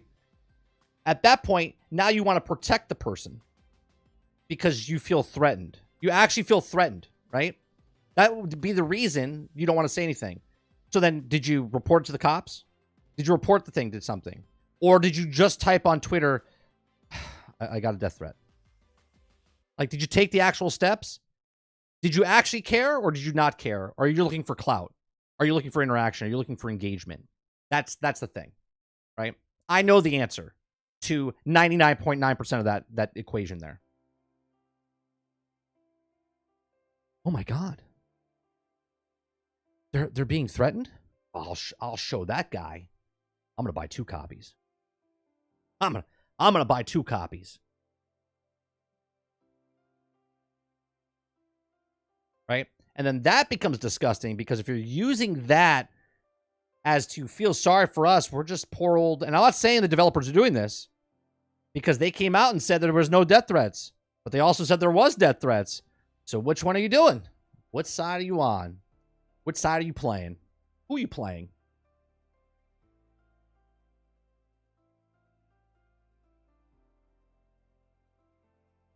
Look at what happened with Hogwarts Legacy, right? Didn't even have anything to do with the game. It had to do with the author of the books and a sentence that she said. And people are like, boycott this. And people are like, fuck you. I'll show you about boycotting. I'm buying 5 copies. Okay? Because the actual receipt that she said wasn't bad. It wasn't bad. It's someone's opinion. And she said it.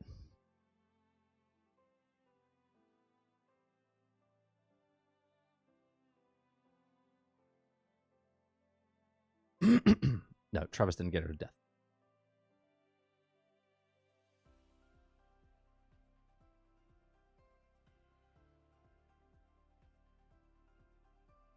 All right, moving on.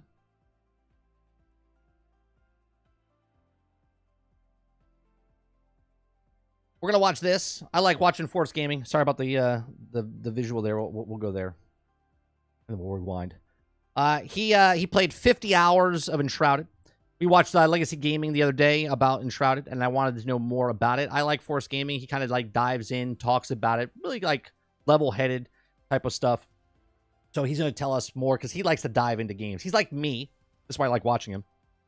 When I play a game, like dive in, try to figure it out, and then I can give you. I don't do what he does though. I don't do reviews like he does or overviews like this.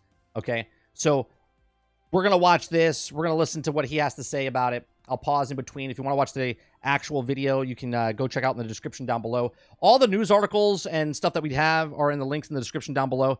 But I might have to stop doing this. I like giving credit, but I might not put the links in the description. And the reason for that is that I've noticed that YouTube doesn't like to push videos with links in the description. Okay. And so the people that come and watch it in the morning watch it, but it doesn't do very good afterwards because YouTube doesn't like to push with links in it. Okay. So we might have to start taking the links out, and I'll just put the names of stuff, but actually no links. And you'll have to go like look for it yourself, right? It sucks, but it is what it is. Okay. So, all right, let me start this. Up.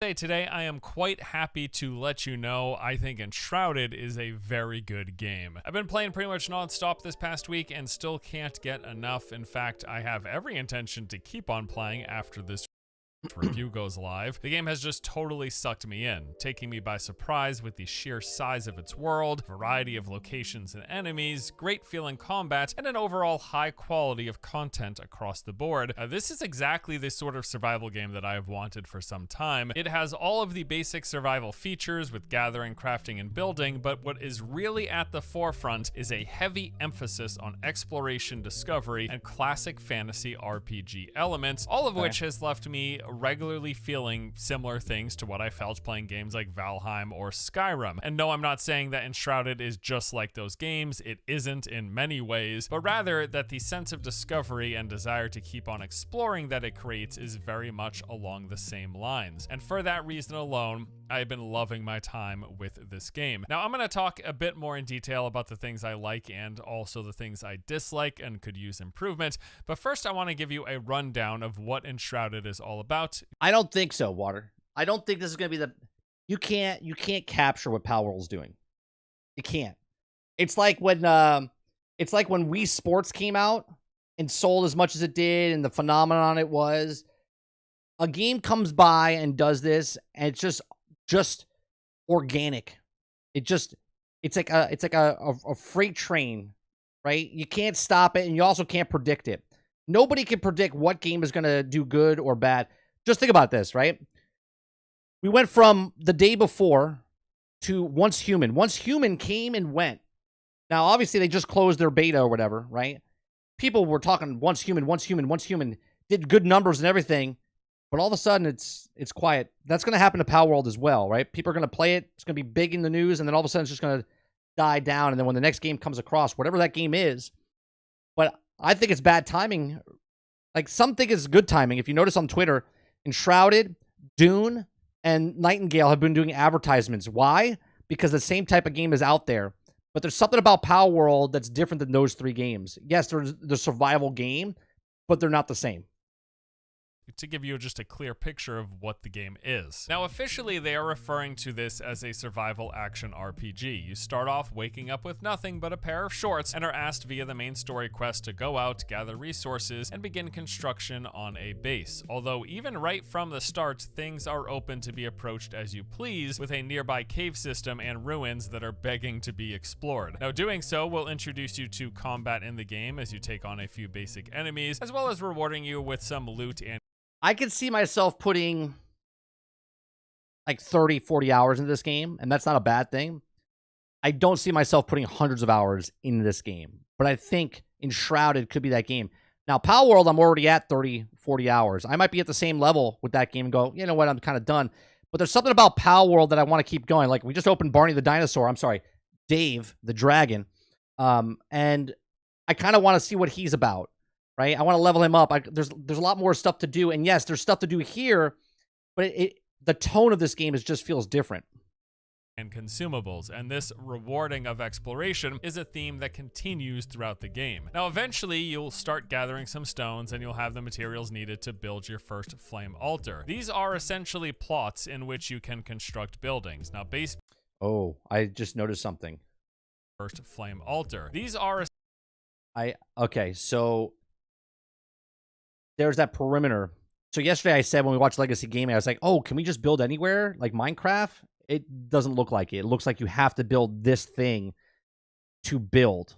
Essentially plots in which you can construct buildings. Now, base building in Enshrouded consists of all of the expected elements. You're able to place foundations, walls, columns, and stairs, first picking a structure type and then what material, be it wood, stone, or whatever else you'd like it to be made out of. Now, after placing your first flame altar, the main story takes you through a series of steps, basically introducing you to some key elements of the game. First, you are asked to rescue an NPC, specifically the blacksmith. He is trapped inside of a nearby vault. Now, once saved, he can be summoned at your base and grants you access to new weapons and armor. Then after that, you are guided to an elixir well in which you must make your way underground while fighting back enemies and dealing with the ticking clock of the Enshrouded mechanic, which functions sort of like an oxygen meter. Once you locate and destroy the shroud root at the base of the well, it will lift the nearby fog and allows you to freely explore. Then next in the main story quest, you're asked to locate a few nearby flames.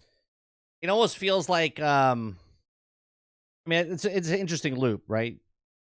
Go down to the shroud, break the thing, open up the area so you can explore and find stuff, and then continue on. Yeah, it's actually pretty good. Sanctums and shrines. Activating these rewards you with resource used for upgrading your base, and then you're tasked with a You can level up your altar. No, I get that, UK Gamer. What I'm saying is, like in Minecraft, I don't gotta put a like. Okay, so in Lego Fortnite, in Pal World, in Enshrouded, you have to build a hub first to put on your base. In Minecraft, I can build here, I can build there, I can build a base wherever, 10 feet, 100 feet, 1,000 feet. I can just start digging through a mountain. In this game, you can do the same thing, but you just can't build everywhere because you have to put that altar down. Ascending an ancient spire. This is a massive tower high above everything else in the region. Upon finding the You can break stuff in this game, but I don't think you can build stuff anywhere you want. Entrance, you will climb the tower by without putting that thing many down. Different forms of jumping and other puzzles. Making your way to the top rewards you with loot and unlocks a new fast travel location. Now, these four objectives remain pillars of the rest of your playthrough. Locating NPCs along with doing quests for them, clearing various shroud routes found in elixir wells and elsewhere, activating flame sanctums and shrines, and ascending ancient spires and other major points of interest. These aren't the only 4 activities or things to do, but they are definitely the most frequently reoccurring ones. Now, after you've gone through the first initial steps, how the rest of the it kind of reminds me a little bit of Lord of the Rings of Moria, Return to Moria, a little bit. Just like inside these dungeons and stuff. The game plays out is really entirely obviously up to you. You will there's be no swinging asked mechanic to or anything like continue that. Exploring the world and completing tasks related to progressing the game's systems, mainly tied to finding new NPCs, unlocking further crafting and building options, and upgrading your flame altar, which is a main roadblock in progressing into the later stages of the game. How you do any of this, though, the pace at which you progress is totally your call. This game features a massive world, and I mean huge, and it is loaded with points of interest and places to explore, which, if you want, could very well sidetrack you for tens or hundreds of hours before making any significant main story progress. And that isn't even accounting for the base building as well, which could also easily add up to many, many hours, even just in the early stages of the game. The point of which is, there is a lot of content, a lot of things to do, a lot of stuff to fill your time when playing in Enshrouded, and I'd like to go over some of these various aspects, starting with the world and exploration. Now, as mentioned, this game is tremendously big, but unlike many survival games that opt for there's pop-in. Game's trash. for procedural world generation, Enshrouded is static. All of the terrain, every point of interest, the items, puzzles, and boss locations, everything about the world in this game is the same for everyone. Now, initially I wasn't sure about this, but after playing and just seeing the size of the game, I've actually been fairly impressed with the variety of things to see and do. These include settlements from massive towns with tons of buildings, cellars, and towers to humongous castles in... Where's all the people on the map? Right? Are people complaining about that? There's nobody on the map like they did for Suicide Squads and any of the other stuff? Settlement locations, you'll usually find one distinct faction of enemies and then also lots of loot and sometimes bosses to fight. There are dungeons of various kinds with different names like catacombs and sun temples. These are usually longer, more extensive excursions, and besides fighting enemies, will include some... Did someone say this yesterday? I think you guys did. It kind of reminds me of, I forget, the Kings of Eight. What was that game called? Kurt Schilling's game? It kind of reminds me of that a little bit. Form of puzzle solving, traps to avoid, and also a boss to fight. There are outposts. These are smaller camps, most of which we've seen have either had bandits or zombies in them, as well as a mini boss. Now, so far we have counted around 8 unique bosses found at these camps, some of which trash are game, no reskins people. with different sizes and difficulties. There are also things like buried tombs. These are sort of mini dungeons. You'll usually actually have to mine or break away rocks to access these. They tend It's so unrealistic. He's digging down, but where's he putting the dirt? to consist of a couple of Where's he rooms putting and the a dirt? treasure chest at the end. And then there are many, many, many various smaller unnamed areas, camps, farms. Is his hammer just eating it? Is it a vacuum? Is it a vacuum hammer? Like, what's happening there? Caves and ruins, tons of different locations you'll come across while exploring the world. And while in these locations, you might happen to be on quests that you get from NPCs or from the main story quest line, but you will also very frequently come across pages and scrolls on the ground which uncover a bit of lore and typically also point you to new points of interest and locations on your map. And this is, besides just natural exploration, another thing that really fuels the discovery and exploration. And that is on top of all of the other points of interest, those main pillars of points of interest that I mentioned earlier, those ancient spires, the towers you have to climb to the top, solving puzzles on your way up, the ancient vaults, which is where you go to unlock NPCs. Typically, these will be full of enemies and things for you to do. There are the elixir wells, which are like tiny delves that are underground. You have to kill the shroud root to clear the area. Sometimes there are bosses there. There are just lone shroud roots that can be found all throughout the world. You'll go and destroy those to clear the fog. And then there are the No, I haven't read any lore of anything from Palworld. Nothing. I've read nothing. ancient obelisks. These are like information towers. When you come across and interact with one of these, they will give you the exact location of every specific type of point of interest. So maybe you find an obelisk that will show you where every shroud root in the immediate area is located. And all of these points of interest, all of these activities pepper the landscape, which consists of several different biomes. So you start out in this specific region with rolling hills and sparse trees and little mountainous areas. But then after that, you venture into this dense woodlands area. This game looks good. It looks good, but at the same time, at certain parts, it doesn't look good. But like the building brings me in. The fighting looks pretty damn good, but like certain aspects, like how much is survival a part of this, or is it more of an action adventure? You're guided towards the desert and eventually the mountainous region as well. Progress to these areas are not just gated by enemy levels, because higher level enemies are extremely deadly and you don't do a lot of damage to them, but they are also gated by the Isn't that anywhere though? fog, or the Enshrouded areas, as the game's name is. So beyond the different biomes, the game is further divided into two sections. It's Steam Jones. You can think of it as the Highland. It is going to come out for consoles later. I don't know if it's coming out. You know what? I don't know if it's coming out for. Let me look it up real fast. I don't know if it's coming out for console. Enshrouded. I think it's coming out for Xbox down the road.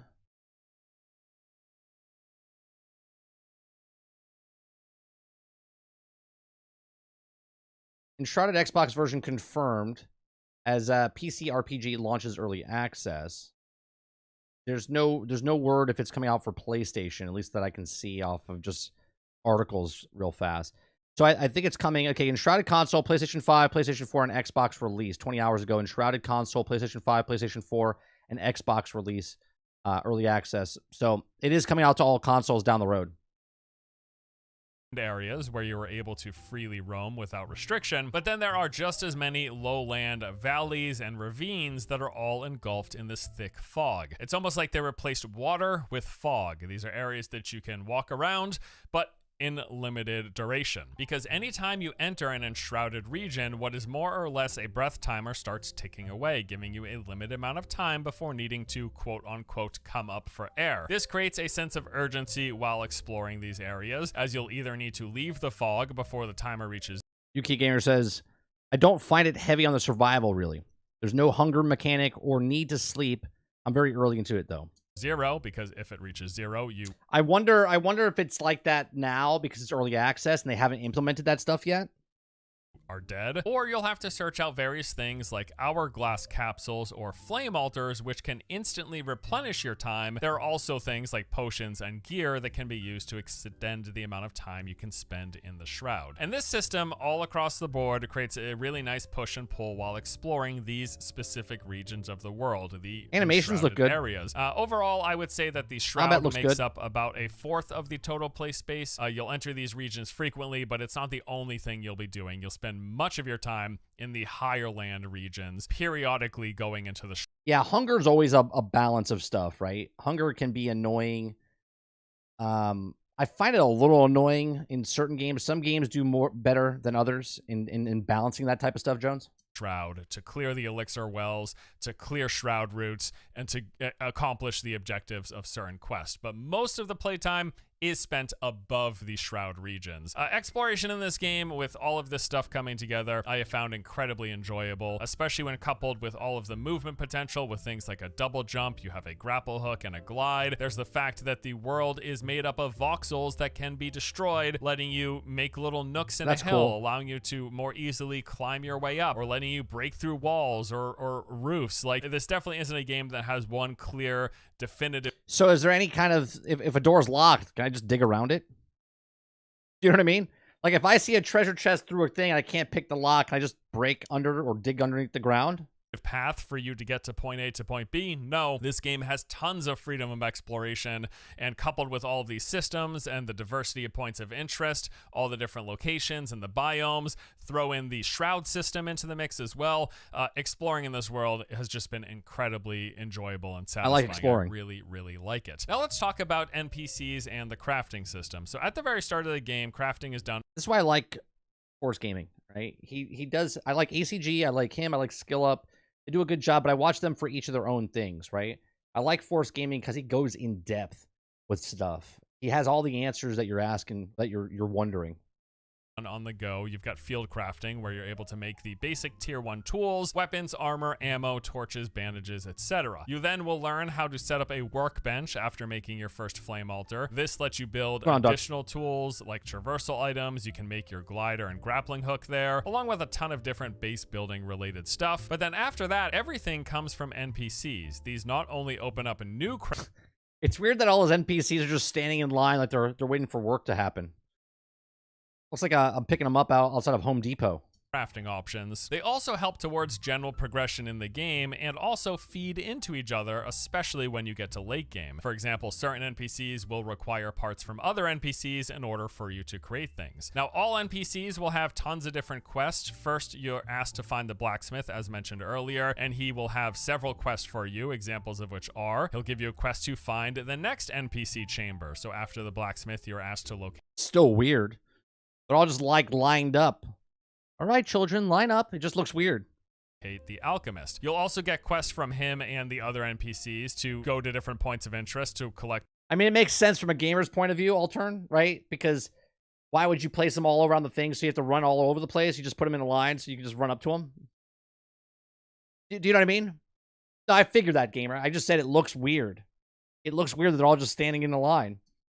Loot and rewards, pointing you like you're not going to put a chest here and then a chest there and a chest over here. You're going to put all the chests in a line, right? So why, if they're getting quests from those guys or doing something with those guys, why place them around a town where you can just put them in a single file line? It just looks weird.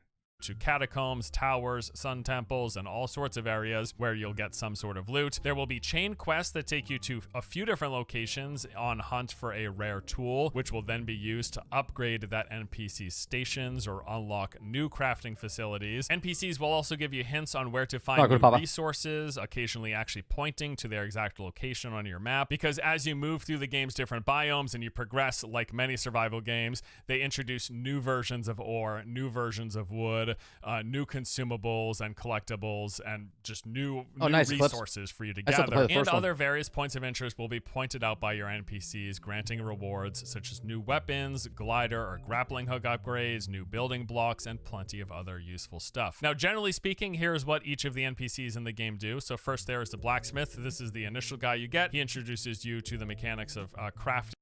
Oh, I get exactly why I said it's very gamerish what he's doing, where he just lines them up in the thing. I would play it exactly how you're playing, right? Like I would literally build a blacksmith house and put him in the blacksmith house, and then I would take the other person and put them in their own. Like that's how I would go. Basic metal tools and weapons as well as armor. As you upgrade the blacksmith, he gets much better and stronger weapons and armor. The second NPC you're asked to find is the alchemist. This is pretty straightforward. He is used for making various potions and other ingredients to fuel the other crafters. Then there is the hunter, who is used for making various hides and paddings. You can make tons of different arrows as well as some hunter or stamina class specific sets. After the hunter, you're guided to... That's exactly how I would play Altern. Like, I just feel, that's why I said it's very gamer-like. That's why I said it looks weird that just landing in a line, but I totally get the gamer mentality of the fastest to get there, you know? Like, just, I don't want to be running around the town. I'm just going to put in a single file line. Towards both the farmer and the carpenter. Now, the farmer is probably one of the most important NPCs because she allows you to turn any plants into seeds, and then you can take those seeds, farm more plants yourself, basically create a bountiful harvest. This becomes especially important late game where resources are rarer. Also, the farmer gives you access to various cooking apparatus, can do simple things from cooked meats. I think more games should do what Minecraft does, where you can build, like Minecraft is fantastic because you can build like contraptions. Right? Like your farmland, like you dig out, make a trench behind it, put a lever, the water comes down, wipes out your whole crop so you can just pick them up. Like, I like stuff like that. I think more games like that, that's what makes people play those games more because they get creative with them. Now, obviously, I know Enshrouded is not that type of game, but I still mentioning it. But more complicated dishes, soups, and even sandwiches. And then the fifth and final NPC is the carpenter, who is used for making planks, storage, and lots of decoration, which plays into the comfort system of base building, which then moves us on to base building in the game. So this is done using a tool called the construction hammer. You equip it, and then it lets you enter build mode. Here you're presented with various template options for constructing a base: the foundation, walls, windows, doors, columns, ceilings, floors, stairs, etc. The game gives you various size options. You can place 1 by 1 and up to 4 by... Well, I have a question for you, UK Gamer. When you're building, if I'm out in the world and I just want to build something, am I allowed to make, what is it, the urn? Whatever, what does he call? Can you make more than one of those? Are you allowed to have multiple bases? And or the urn that you build, is it pretty simplistic for resources? Or is it like kind of a hard to get the resources to make that?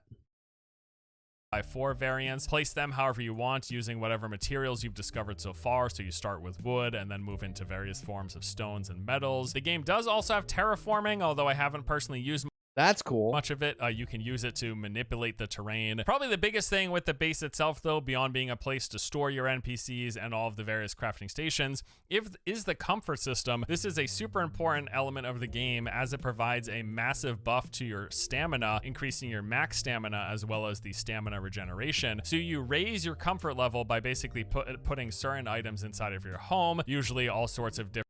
I like that. A lot of games put furniture in the games just to put furniture in your house, and I don't ever build it because there's no point to do it. I like that they just said that, or he just said that you can put furniture and it gives you buffs and different things. That makes sense. I love games that do something and have a point to put them in the game to use. Different decorations. Now this starts out, you get a comfort buff. It gives you that boost to stamina and stam regen, but at the very beginning it only lasts a few minutes. Eventually, once you get enough comfort items and because what happens in most games, you just make a giant room, you put some Lego, Minecraft, all that stuff. You just throw a whole bunch of chests in a room and that's it. It doesn't look like a house. It looks like a storage facility. high enough level comfort items Skyrim I like because Skyrim has a bookshelf and a drawer and stuff, and you can store stuff in all those places. in there. Eventually, it can last like we're about an hour now total of the comfort buff when we're back at home, and it is such a big boon. He says there is towns and stuff in the game, but they're empty because of the shroud. Getting that increased stamina and the regen that we're typically, if we ever die or the timer runs out, we're porting back to base to get that comfort buff because it's so helpful while moving and exploring. And then also at your home, besides trying to raise its comfort level and doing all those other things, you have got that flame altar, and you'll be upgrading this because, as I mentioned, upgrading it is vital important towards later game progression. Upgrading the altar not only does things like increase the area in which you can build your base, but it also unlocks the ability to place new flame altars. So these will be used either to make additional bases, but more so, well, there you go. There answers my question. we have been using it for fast travel. There are two places that you can fast travel in this game. You can fast travel to those towers that you climb. Once you reach the top, you unlock a fast travel to that location. And you can also fast travel to your flame altars, and you can have many of these as you progress and level up your base flame altar. It lets you place many more flame altars around the world. We just use these as mobile fast travel locations. Now, the next thing I want to talk about is the game's various progression and RPG systems. There's quite a lot in here. So first, we've got the gear, weapons, and items. The game has the UI system looks okay. various gear Looks standard. slots for you to fill. There's helm, chest, gloves, pants, and feet. There are also accessories like your grappling hook, glider, 2 ring slots, and a backpack, letting you store more. The gear comes in various sets. These sets will come with bonuses that sort of tailor towards specific playstyles, whether you're focused on melee, agility, or magic user. There's also weapons in the game. Now, these come in different rarities. There's white, blue, purple, and gold. There are some base level items that you'll get various rarities of, good. but then there's also special unique named items that always come in gold, and these are highly valuable. You'll definitely be searching for these because the higher rare Right. That's the UI check. Right. It's that standard UI. Make a game. Let's do that UI, which is fine. I don't care. It's not like I'm like, this game would have been a perfect score. It's just that UI. a weapon is, the more number of upgrades, with each one of those upgrades bumping its level, but also granting additional passive buffs. So you get more damage, you get new stats like increased crit or life leech. It's like they're waiting in line for the bus. Or mana leech, all sorts of different abilities. And then there are tons of different items like any survival game. You got a bunch of consumables. I can already see a problem. Abilities. Why? And then there Why is the stacks only 20? I can see it already. Why are the stacks only 20? Why do I have to have 2 stacks of 20? Why can't I have a stack of 9,000? Do you know what I mean? It's a pet peeve of mine in games like this. It's like, you can stack all of this, right? And obviously 20 is the max, right? 20 is the max. I hate it. I hate it. I hate it in Fortnite. I hate it in Minecraft. I hate it. I'm just like, it's just a number. You're not literally putting 20 of those pieces, right, as a visual thing. It's just a number, and when you pull it from there, that's what it's using, right? It boggles my mind every time they do that. There are tons of different items like any survival game. You got a bunch of consumables. I would assume it's 20, just because abilities. Everything that he's showing is at 20. This over here is at 60, okay? But the food looks like it only goes to 20, right? Why would you have 2 of these for 20 when you could stack that on top of that, make 40, you can make it 60? And that's another pet peeve of mine. Certain things stack higher than others. Like, obviously, I don't know if this is a full stack, but this is a 60. This is 164 because it's arrows, right? And this thing's like 14, 16, right? That always boggles my mind that they we'll put 40 for this one, but 120 for this one, 999 for the other one. Again, just a pet peeve of mine. There are tons of different items like any survival game. You got a bunch of consumables. It kind of uses a Valheim-inspired buff system where food is going to give you useful bonuses like increasing your stamina regeneration, health regeneration, your maximum stamina, your maximum health. Auto sort, that's another thing. A thing that Lord of the Rings Return to Moria does, which they just put in, they didn't have it in the beginning of the game, was if I have a bunch of shit in my inventory, I love this feature that they did. You walk up to it, and you say, take out all the stuff that's in it. So you just hit quick, and it removes anything that's in that chest. Anything that matches it, it throws it in there, right? Grounded does this. That is, to me, all games that have an inventory system like that, that is a must. That's a quality of life that should be in all games now. Boost to the amount of time that you can spend. And I don't know if it has that in this game. I'm just saying it out loud. Like, that needs to be in all games like that. and in the Shroud, giving you increased crit chance, all of the expected stuff that you would expect from any survival or RPG game. And also the game is full of tons of different resources that fuels into the You see, 200 is the stack for the grass or whatever that he has, right? 200 is the max here, but 379 is over here. But 556, this goes up even higher, so it probably goes up to like 600 or whatever. crafting systems, the woods, the stones, the cloths, the ores, salt, bone, herbs, all of those things. In addition to the gear, looking for weapons, looking for various gear sets and gear that has the stats that you want, there's also a skill tree. So you acquire skill points either by leveling up with a cap of level 25 or by clearing shroud roots, which will also grant you additional points, and then you spend those points in the skill tree. So this tree is fairly large. It's spread out into 3 primary sections, basically broken up into a focus on melee, ranged, and magic. There's also 3 different node types, which I'll call major, medium, and minor, 3 different sizes. That's another one, Jones. Power World does it. Other games do it, like Return of Moria does it as well. Like, if you have the stuff in your chest, you don't have to have it on you to build. That's another great quality of life. For like, if you're in that town and in that vicinity, then you can just build, which I do love. Major nodes, the biggest node. That's a big pet peeve of mine in Minecraft, right? Minecraft, you're like, I gotta go get more wood. You gotta run back, pick up more wood, and run back and do it. Nodes grant entirely new abilities. These include things like the ability to blink, the ability to do a jump attack or a double jump, and then all sorts of abilities tailored. See, if these would be cool if they put a chest on each boat. So if you go and get treasure, you put it in there. They do have that, though, Dustin. There are chests that you can open up and put stuff in, but you only can put 3 things in there. That's a thing in the game. To the different play styles in the game. In fact, they have rough archetypes in the skill tree that give you a general idea of the class fantasy that is fulfilled if you head in certain directions. These go tank, warrior, barbarian, athlete, survivor, beastmaster, ranger, assassin, trickster, wizard, healer, and battle mage. Now you have to keep in mind there are only so many skill points in the game, and you can't get... I'm always overweight with the weight limit. Every single skill node. Weight limit's literally just to make the game longer. That's it. It's to slow you down. In the skill tree. So you are going to have to make decisions. While I was going through my playthrough, I was primarily focused on a melee build, sort of like a warrior / tank hybrid, while also going a bit into the the survivor area, because I wanted to go in that direction to get access to the double jump, which, mind you, pretty vital. Cool. I would say double jump is a skill that absolutely everyone should get in the skill tree, which is actually probably one of my biggest complaints about the tree. I do find it fairly interesting, but some of this stuff feels like it should be baseline. I think double jump is a great example of that. Everyone should have double jump because it is such a massive disadvantage to... I don't know how I feel about that. I guess in the context of the game, if I can see what he's saying about having double jump as the standard. But if you're upgrading your thing and it gets to double jump, like if each class has a double jump and you level up, cool. But if it's only like one class has double jump, is that what he's saying? Let me back up a little. Let me back up. The survivor area, because I wanted to go. He's saying because this is only during double jump inside survivor. Yeah, I don't agree with that. I think it should be a node in each of the categories or whatnot. I don't know. I guess you have to put a couple points in there, which then you lose a point up. I can see why.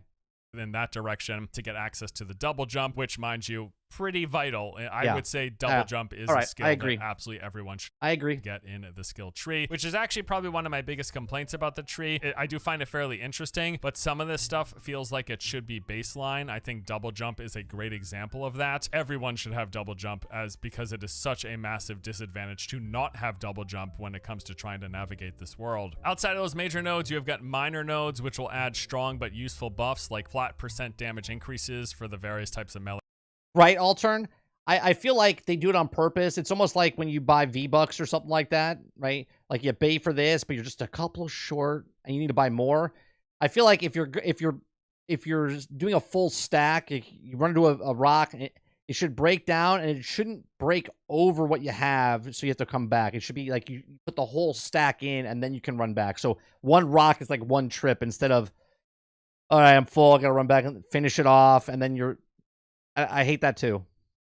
melee ranged and spell attacks, reducing resource cost of abilities, doing things like pacifying nearby wildlife, or increasing rested buff duration. Off topic, is Xbox cross-buy with Microsoft Store? Yes.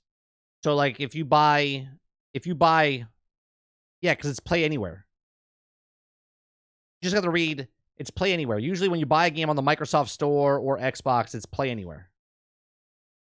Reducing the amount of wear and tear on your tools, lots of useful abilities from these medium nodes. And then the smallest nodes will give small stat buffs, but these definitely stack up to be very strong over time, especially if you get many of them. And these will mostly increase your attributes, giving you more health through constitution, more melee damage through strength, agility, stamina, intellect. Again, all of these standard are. That's when you should like upgrade your backpack, or even in Pal World. I want to know if I can make one of my pals carry my stuff as storage. Can I put like a chest on him or something? You know what I mean? RPG stuff. So that is a basic overview of the major systems, features, and content in Enshrouded. Now I want to talk a bit about what I love and what I think could use some work. Right out the gate, I gotta say, hands down, my favorite thing about this game is the world and exploration. I just think exploring in Enshrouded feels so incredibly good. Specifically, the varied ways, the many different ways you can approach situations with all of the traversal options, which include the ability to climb ladders and stairs, the ability to double jump, your grapple. Oh, is there one with the cat that he adds inventory to you? Oh, I think Jones told me that last night. I think Jones said that last night. Hook and your glide, using that in these various types of terrain, using that on any of these points of interest and locations, you can pretty much approach any obstacle, be it navigating the world or getting into a location. Yeah, but I don't want 50 extra on me. I want to be able to pop my guy out. He's got like satchels on him, and then he can hold like an additional 400, right? Like I played what's it called? Albion Online. Albion Online, you could have like an ox, or you could have a horse, or you could have, you know, different, you know, mounts. If you have the giant ox, you could carry a whole bunch of stuff on you and then throw stuff on him and then put more stuff on you, and then you can ride him and then he doesn't slow down. Or getting to a boss, or getting your way to a treasure chest in absolutely whatever manner you want. There is so like make it a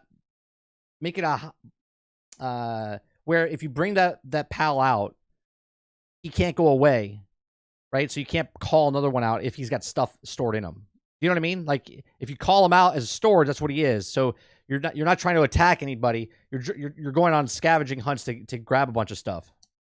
So much potential here for like creative exploration in the world that I really love, and that is just made that much more interesting by the varied amount of objectives, of points of interest, of locations. It just feels like a rich fantasy world that has just been incredibly enjoyable to explore and spend time in, and I love all of the freedom that you have while doing that. Couple all of that with the puzzles.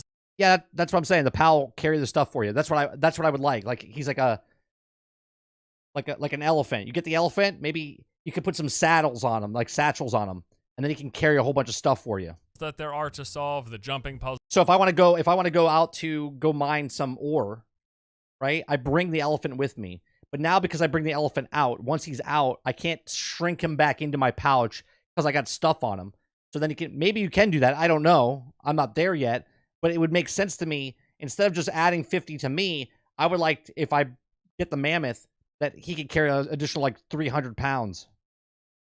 Puzzles, but then also just straight up just puzzles. And with how big the world is and all that variety of content, I really can't say enough how much I have enjoyed exploring in this game, how much of a positive to the overall experience it is. It's one of the main selling points for me. But also the second thing that we really haven't talked much about so far, but I gotta say, I think the combat is extremely well executed. Now, it is a very simple system. It isn't terribly complex. You only have a basic attack initially, but then over time, as you get more skills, you unlock the ability to do more. The combat looks pretty good. The basic attack, I mean, for a little bit more skill. But even with the basic attack, the block and parry and dodge system, even at the base, it feels really good. It feels very satisfying. And then you start mixing in the different type of attack options with the melee, the ranged, and the magic spells, which everybody can use. It doesn't matter what build you're going with. You can use melee, ranged, and magic, and you should use all of these things. I think I might go Beastmaster just so I can, I would assume, control some of the progression system to have a lot more depth than I expected. Now, the skill animals. tree is what it is. It's pretty straightforward. You just spec in a direction, right? But you can go in multiple directions. Like you can go ranged battle mage, Beastmaster. where you got a little bit of warrior and a little bit of mage, a little bit of healer. I mean, I don't have to explain all of the different potential directions and hybrids that you can do, because the skill tree, like I said a moment ago, it shows you all of those different sort of archetypes and roles that you can fill. But specifically coupling that with the different sets of armor, with all of the different boost and bonuses they give to the various play styles, whether you want to go tanky or aggressive, whether you want to go stamina focused, magic focused, or melee focused, or tank focused, or any mix in between. There's a lot of potential here for basically expression of the player,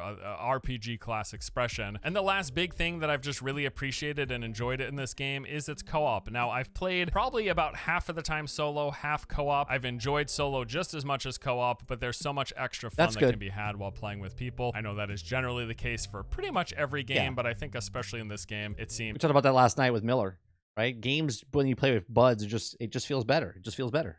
It's almost like it was built from the ground up with co-op in mind. In fact, they support up to 16 players per server is the number, and I think that's probably... Wait, what did he say there? Mind. In fact, they support up to 16 players per 16. server is the number, and I think that's probably a bit too much. I'm happy with somewhere in the vicinity of 3 to 5 for my play sessions, but nevertheless, co-op, if you can do it, if you have friends who are playing, I definitely suggest giving it a shot. Now, like I said at the top, as a whole, I really like this game. It's definitely one, I know it's not saying much because it's just the end of January now, but it is one of my favorite games of this year so far. I mean, my favorite game this year. 20 days in. It sounds ridiculous. It does sound ridiculous, but I really totally like get this game. I'm definitely going to keep playing it after this review. But nevertheless, I do have some points of feedback and critique here. Starting off, I think the game balance could use some work. Some enemies are just significantly harder than others, particularly things like the green berserker enemy type. Way faster than every other enemy and way harder hitting. In fact, you see him about halfway through. I love the damage it causes when you do that because of the voxel-based stuff. You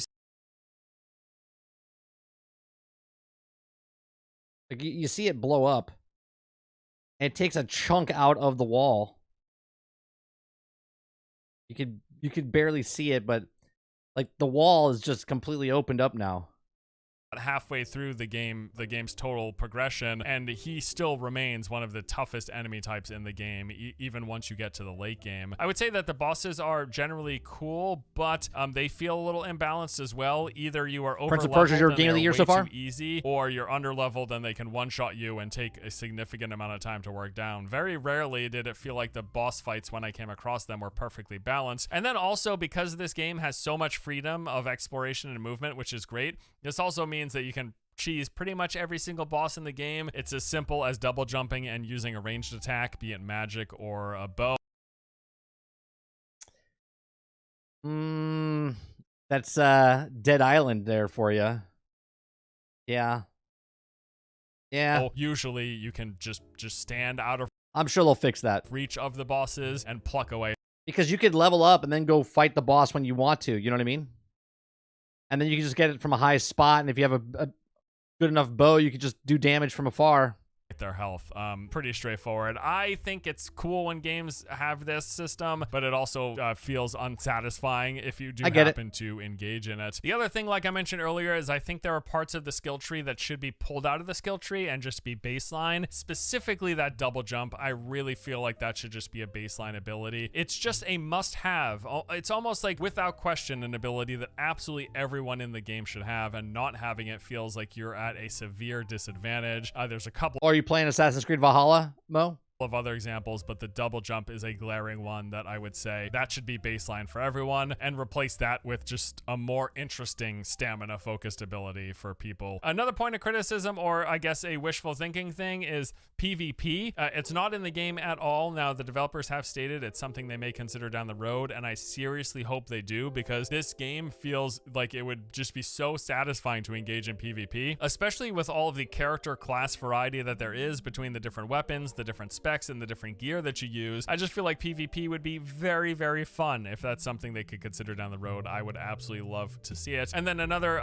point that I want to bring up here is the fact that this game is incredibly story and narrative light. There is a main story quest. It's pretty much nothing but text. You're not going to be getting loads of dialogue or cutscenes in this game. I personally don't mind it, but I know some people will find this as a massive negative, so I did want to bring that up. But even with these points of criticism, generally speaking, I just have really enjoyed Enshrouded. It has been an absolute blast. I can't wait to keep on playing. I'm actually gonna leave the save that I currently have that I played through to do this review, and I'm gonna start a brand new save once the game is officially launching. And it is an early access release, but it launches this week. I'm gonna start fresh and play with a bunch of my mates because it's gonna be a lot of fun. I've liked it so much. I'm happy to go through again, and I'm looking forward to continue playing.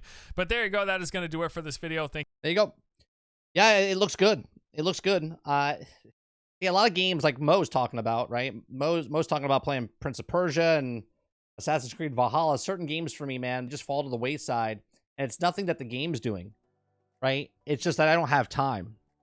Everyone has different time, and I want to play like an Enshrouded. I want to play, but the game that I'm focusing on right now, and it's not out yet. I mean, we're playing Pal World right now, which will go on the back burner when Suicide Squad comes out. Now, a part of me wants Suicide Squad to kind of not hook me because I can go back and play other games. But if Suicide Squad puts the grasp on me, then we're playing nothing but that for months, right? So I gotta find out as a creator what my balance is going to be. I think when the game comes out, I think Suicide Squad will go hard for the first like couple weeks, and then what we'll do is we'll kind of balance it out and start, making a day like Monday Suicide Squad night, or you know what I mean.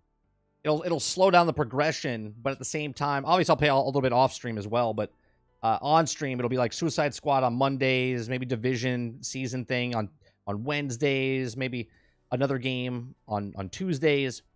We'll do a Friday stream type of stuff.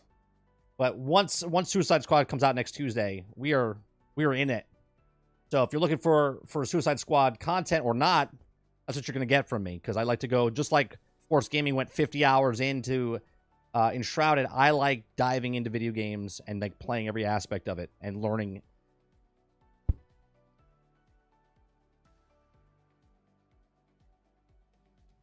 Oh, that's what we're doing. We're playing Suicide Squad. The first 3 days are going to be story driven. We're going to be playing the story, and I'm not rushing through it. It's just that's where I focus on. We're playing through the story, and then once we're dealing with the story, then I'm going to go one character up to level 30 to unlock the. But there'll be people out there that take one character all the way up, get to the talent tree, start making builds and stuff like that. And there's people out there like Lejeune, Caboose, J-Shock, they're going to do that. Sadat, they're all going to make different builds and show you certain things. I'm more of a story guy, and then once I get to, I'll be behind, right? So they'll be making builds and stuff, and I'll be behind making my build. UK Gamer says Suicide Squad is going to be great. I feel too. I mean, even talking to Miller last night. If you guys missed that podcast, you can go check that out. Even talking to him, he kind of made me feel a little bit more comfortable about the future content that's coming in. So I'm a little worried about the monetization practice, not because they're going to be expensive or anything like that, just because the game lives or dies. If it's popular when it comes out and the content's good, then people will go, oh, it's good? Okay, I'll buy it. But if it's kind of mediocre, and then it now moves over to the cosmetics to keep the game alive, that's going to be bad. Thanks, Altern. I appreciate that. I would love to get Force Gaming on that podcast. I want to talk to as many people as possible just to kind of get to know the content creator, right? Because the content creator to me is like, I would like to know how they started, where they come from, how they get to where they are, where they don't get to do that on their own channels because they're just making the content, right? I said this before and I'll say it again. I want to do what like Joe Rogan does, where he just talks to different types of people and has a nice little conversation with them. I want to do that for this space, for people that are playing games or make content creations, because they're not just people that makes content. I want to know more about them. I want to know their channels. I want to understand, them as a person and their business sense and stuff, right? A lot more people out there that are more experienced than I am, and I love learning about things and conversating with them and then learning from them. I tell my son every single day, I was like, if you're not learning, you're not living. And I love to learn and read. And when I was a kid, I didn't like to read, right? But I love learning and getting information from people.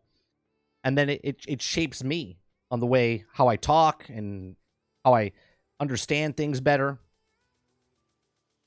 But Miller said that kind of stuff about Avengers as well, and we all saw what happened there. Yeah, but you have to understand, he is not like God's gift to... He's reading the content that's in the code, Rose. And then they can change. Things can change. It's not his word is like gospel. It's... If you're interested in it and you read what he has, he's been 100% spot on to everything that they've announced so far for Suicide Squad. Now, that gives him validity and also credibility, okay? But he can be wrong on stuff. But he's the most consistent person on telling you what was. The stuff that happened in Avengers that didn't happen is not because Miller lied about it. It's literally was in the files, but they didn't make it because they didn't make enough money.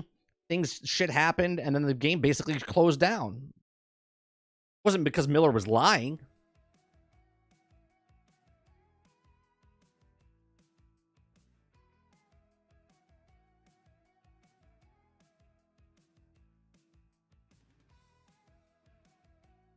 I'm not sure myself. Altern, I think it's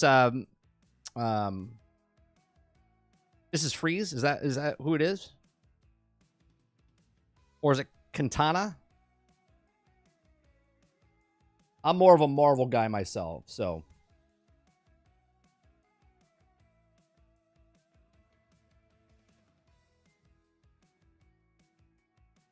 Let me see.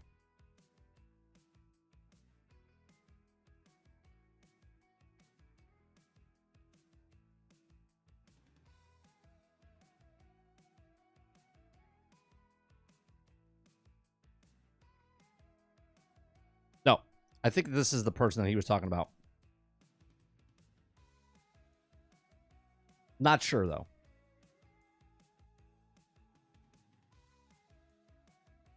CEO of Cord Industries and older sister of Ted Cord, or AKA Blue Beetle.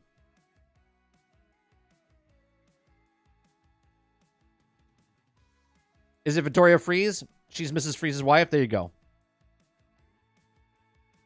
That's what I thought, but I'm not sure. Like I said, I'm not a huge DC guy. Like, I know mainstream DC, but the side characters and stuff like that, I never really got into. So this is me going into this is like me going into Marvel's Avengers. I didn't know who Miss Marvel was. Kamala Khan.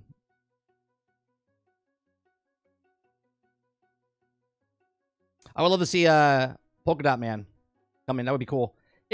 It would be interesting to see what they do. I'm more interested, like, when we played Marvel's Avengers, I was interested to see what the way... I would have loved a Doctor Strange to come into the game, right? And I would love to see what they do with certain types of characters in the Suicide Squad game. Bring certain characters in, like Polka Dot Man, right? Like, what type of mechanics and traversal would he have? Like, would he throw a dot and, like, ride it?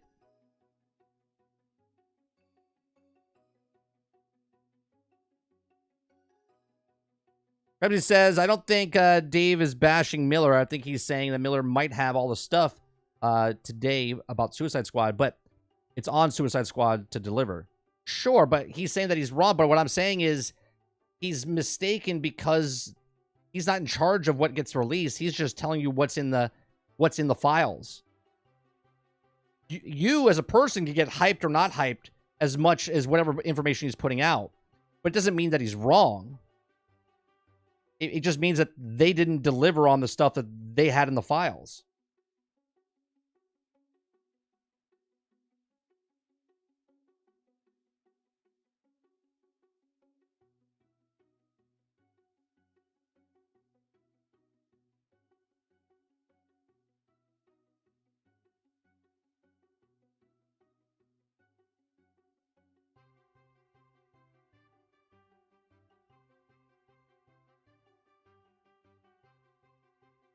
Let's see here.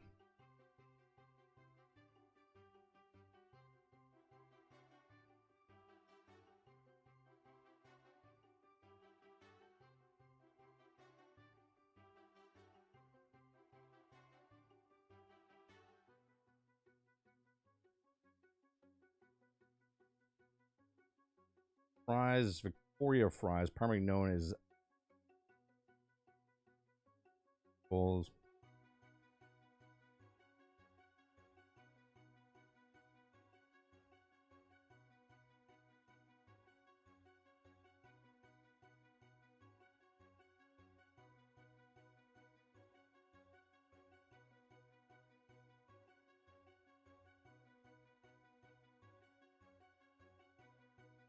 Vicky, Mrs. Freeze.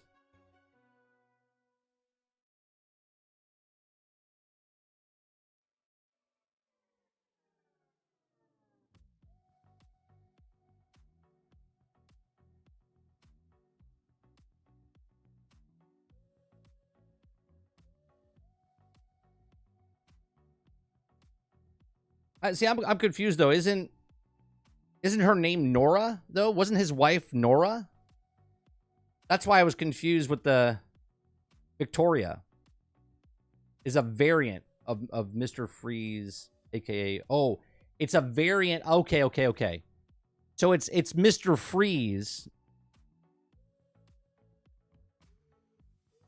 It's a multiverse variant of Mr. Freeze. Got it. Yeah, because I was gonna say, I was like, wasn't his wife's name Nora?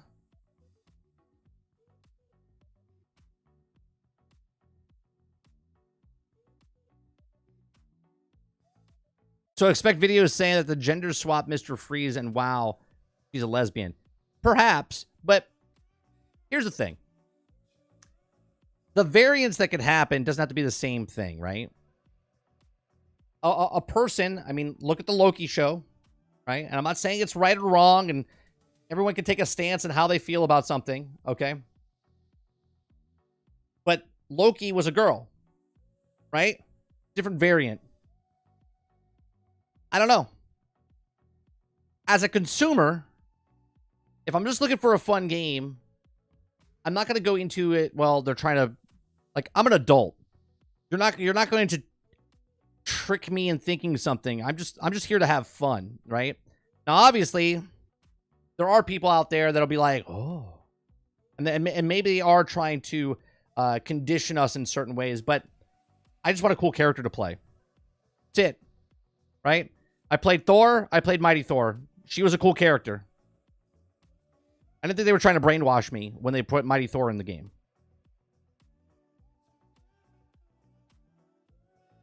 Could they swap Mr. Freeze and make it Mrs. Freeze? Sure. In the variant where she actually loses her husband instead of him losing his wife?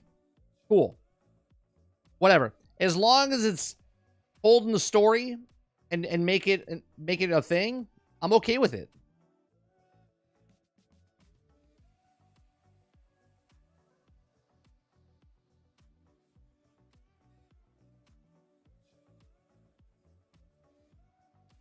Again, this is a video game. This is not the comic book or whatnot. You know what I'm saying? This is their rendition of what they're trying to do based on the Arkham Knight series and now what they're doing with the Elseworld.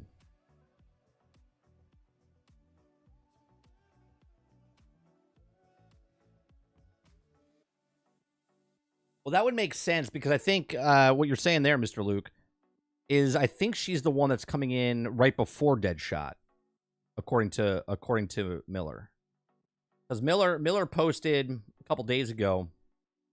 Let me find it. Yeah.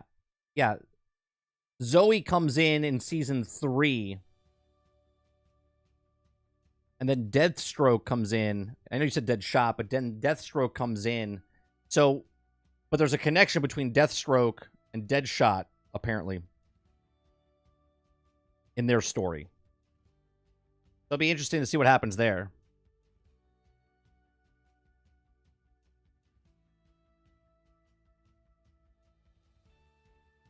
I'm sorry, but if you're fine with Miles Morales being Spider-Man, then you should be fine with female Mrs. Freeze. It's the same thing. As long as they're different characters, it doesn't matter. Right. I have no problems with Miles Morales. I just know that he's not Spider-Man. He's Miles Morales. Peter Parker, Spider-Man. Miles Morales is Miles Morales.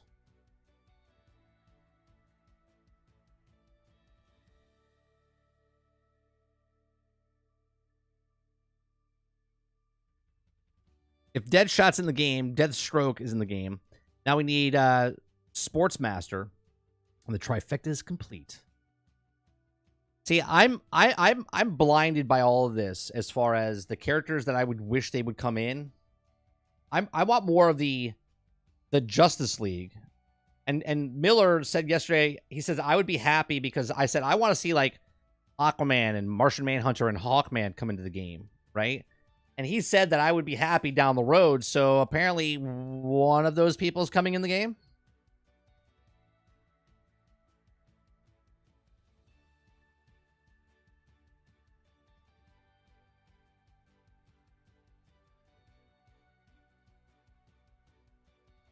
Miles coexists with Peter. Mrs. Freeze is a variant. But now you're assuming though, Titan. We don't know if Mrs. Freeze coexisted with someone else from her realm, and then we're bringing her in, right?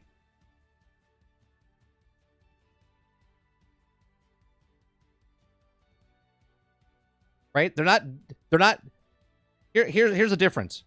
If they take Victor and make it Veronica, right?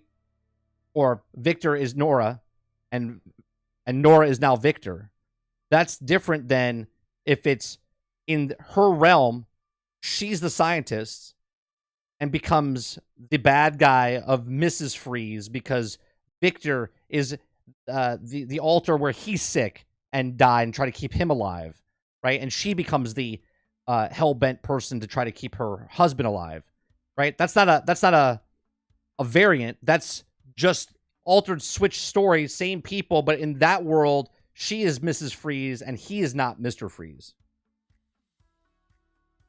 They didn't switch the person; they just switched the title of the person. She's still Nora.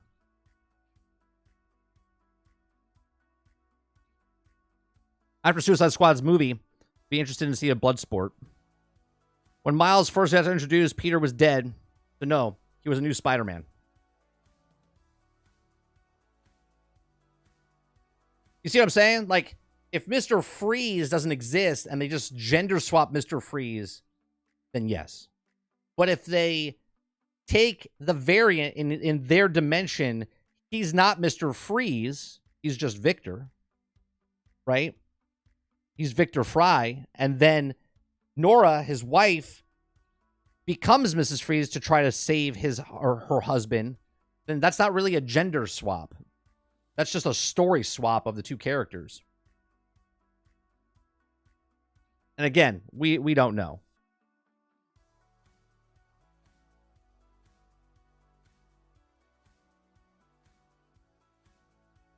Because, one, Mr. Freeze is dead in this universe, right? He died in the Arkham series.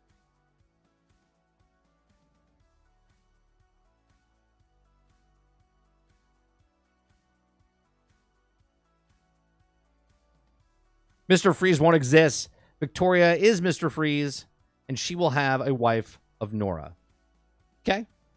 Is that what you know for a fact, Krebsy? Or is that your guess?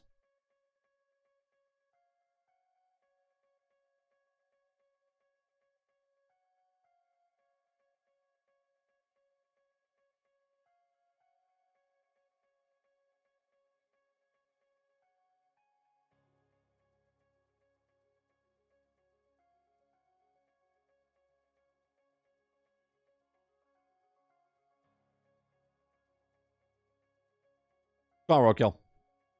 Well, I don't know what they will do in the game, but in the comics, that's what happens. Okay.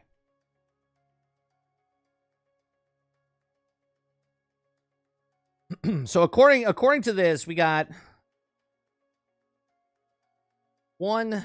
let's see, 1, 3. We got 2 and 2. We got 2 girls, two guys coming in the year 1. Yeah, year 1 post launch. We got two guys, 2 girls, and then in year 2, we don't have year 2. These are gear sets. Never mind. I see it. It's just the gear sets, or the story beats, not the gear sets. I'm interested. I'm interested in this, right? So, in the story beats, in the episodes they showed with like Two-Face and Scarecrow. So there's the story beats of Scarecrow and Two-Face. Then there's story beats of Captain Cold and Killer Frost. Then there's story beats of Catwoman and Libra. And then there's story beats of Gorilla Grodd and Ra's al Ghul. I'm interested in all that. I want to know how they're going to make those stories, and then what happens to those characters afterwards. Right? Like at the end, do we have, like, we do Scarecrow, okay? At the end of Scarecrow's story mission, do we unlock Scarecrow as some sort of other vendor? Do you know what I mean? Or something else happens, or we evolve or something. I don't know. That's what I'm excited about.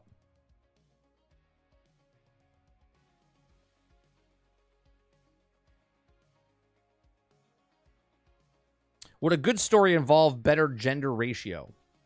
I think as a video game, again, as a video game, you want to play fair, right? They're still under ratioed because right now it's 3-1, and by the end of the season you're going to be adding 2 more guys and 2 more girls, so then it would still be 5v3. So the ratio is still male dominant, if that's what you care about. What do you think it'll be able to get to the Battle Pass token? I know it's a cosmetic, but 1 cosmetic for 1 person. I don't know what the last thing would be. I don't know what they're going to do with the Battle Pass. I guess we'll find out next Tuesday, right? I don't know what you're going for, what the last cosmetic would be. Would they go for like one character cool outfit, or are they going for like, you get to the end of the Battle Pass, it unlocks the skins of all 4? Is it themed? Is it like Bane cosmetic, and it unlocks a Bane cosmetic for all the characters? You know what I mean? Yeah, that's what I'm saying, Mr. Luke. Like a group item? I don't know.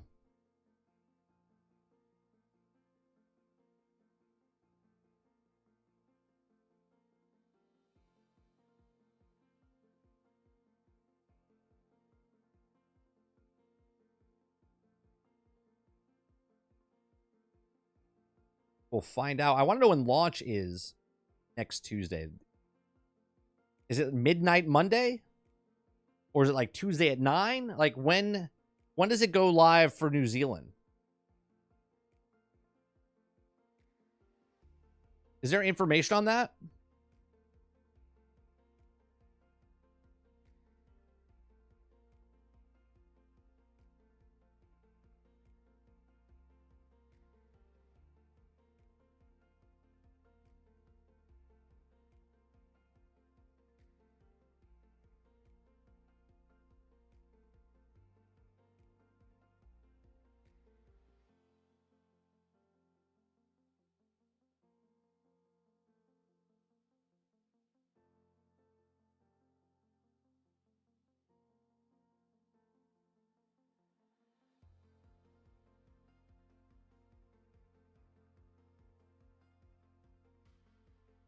Can't wait to play 0001 New Zealand time, I bet.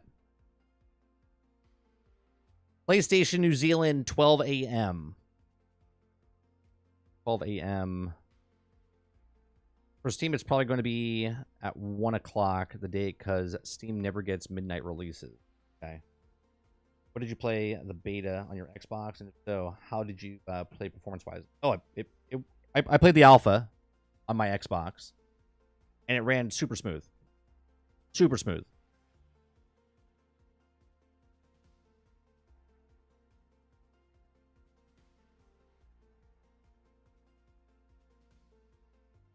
Xbox Steam doesn't do like PlayStation.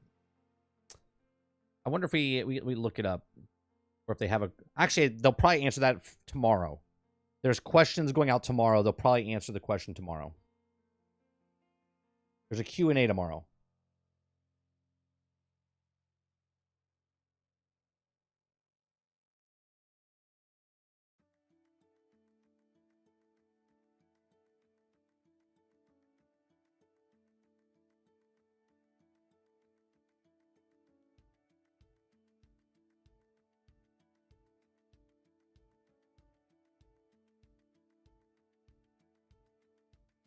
When...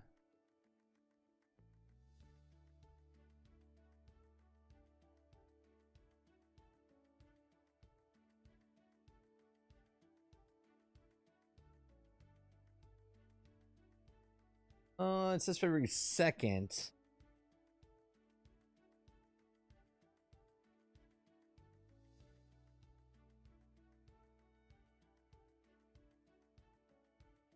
No, there's no time frame. I guess they'll probably say that today, tomorrow, sometime.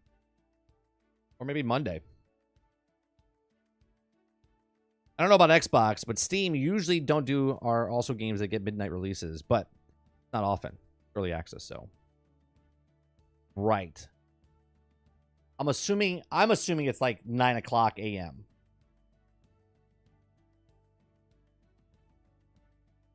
Mine's already preloaded. Xbox already let us preload. At least I'm pretty sure. It already preloaded. Wait, let me... I saw something the other day.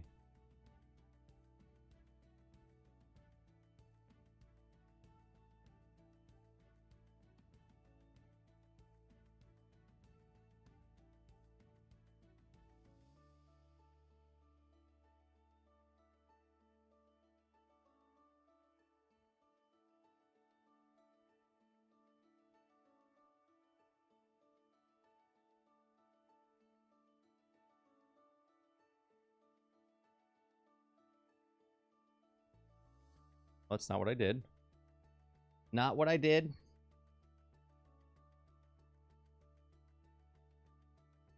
No, it's releasing in New Zealand first.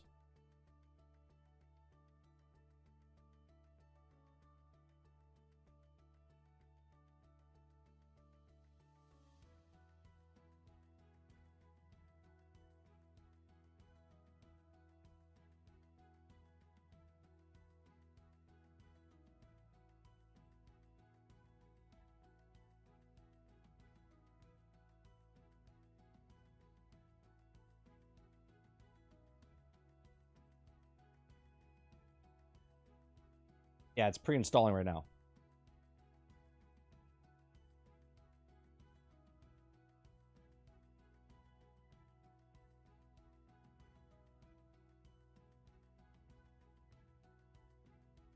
$6 a.m. for me.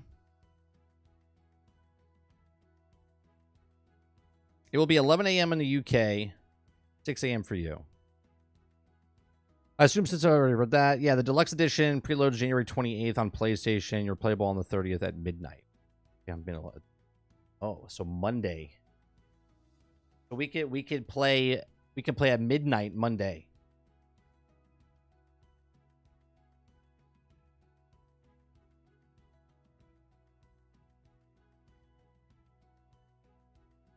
Maybe that's what we'll do. We'll play for like 2 hours. And then come back the next morning, play, and the next evening, play, and so on and so forth.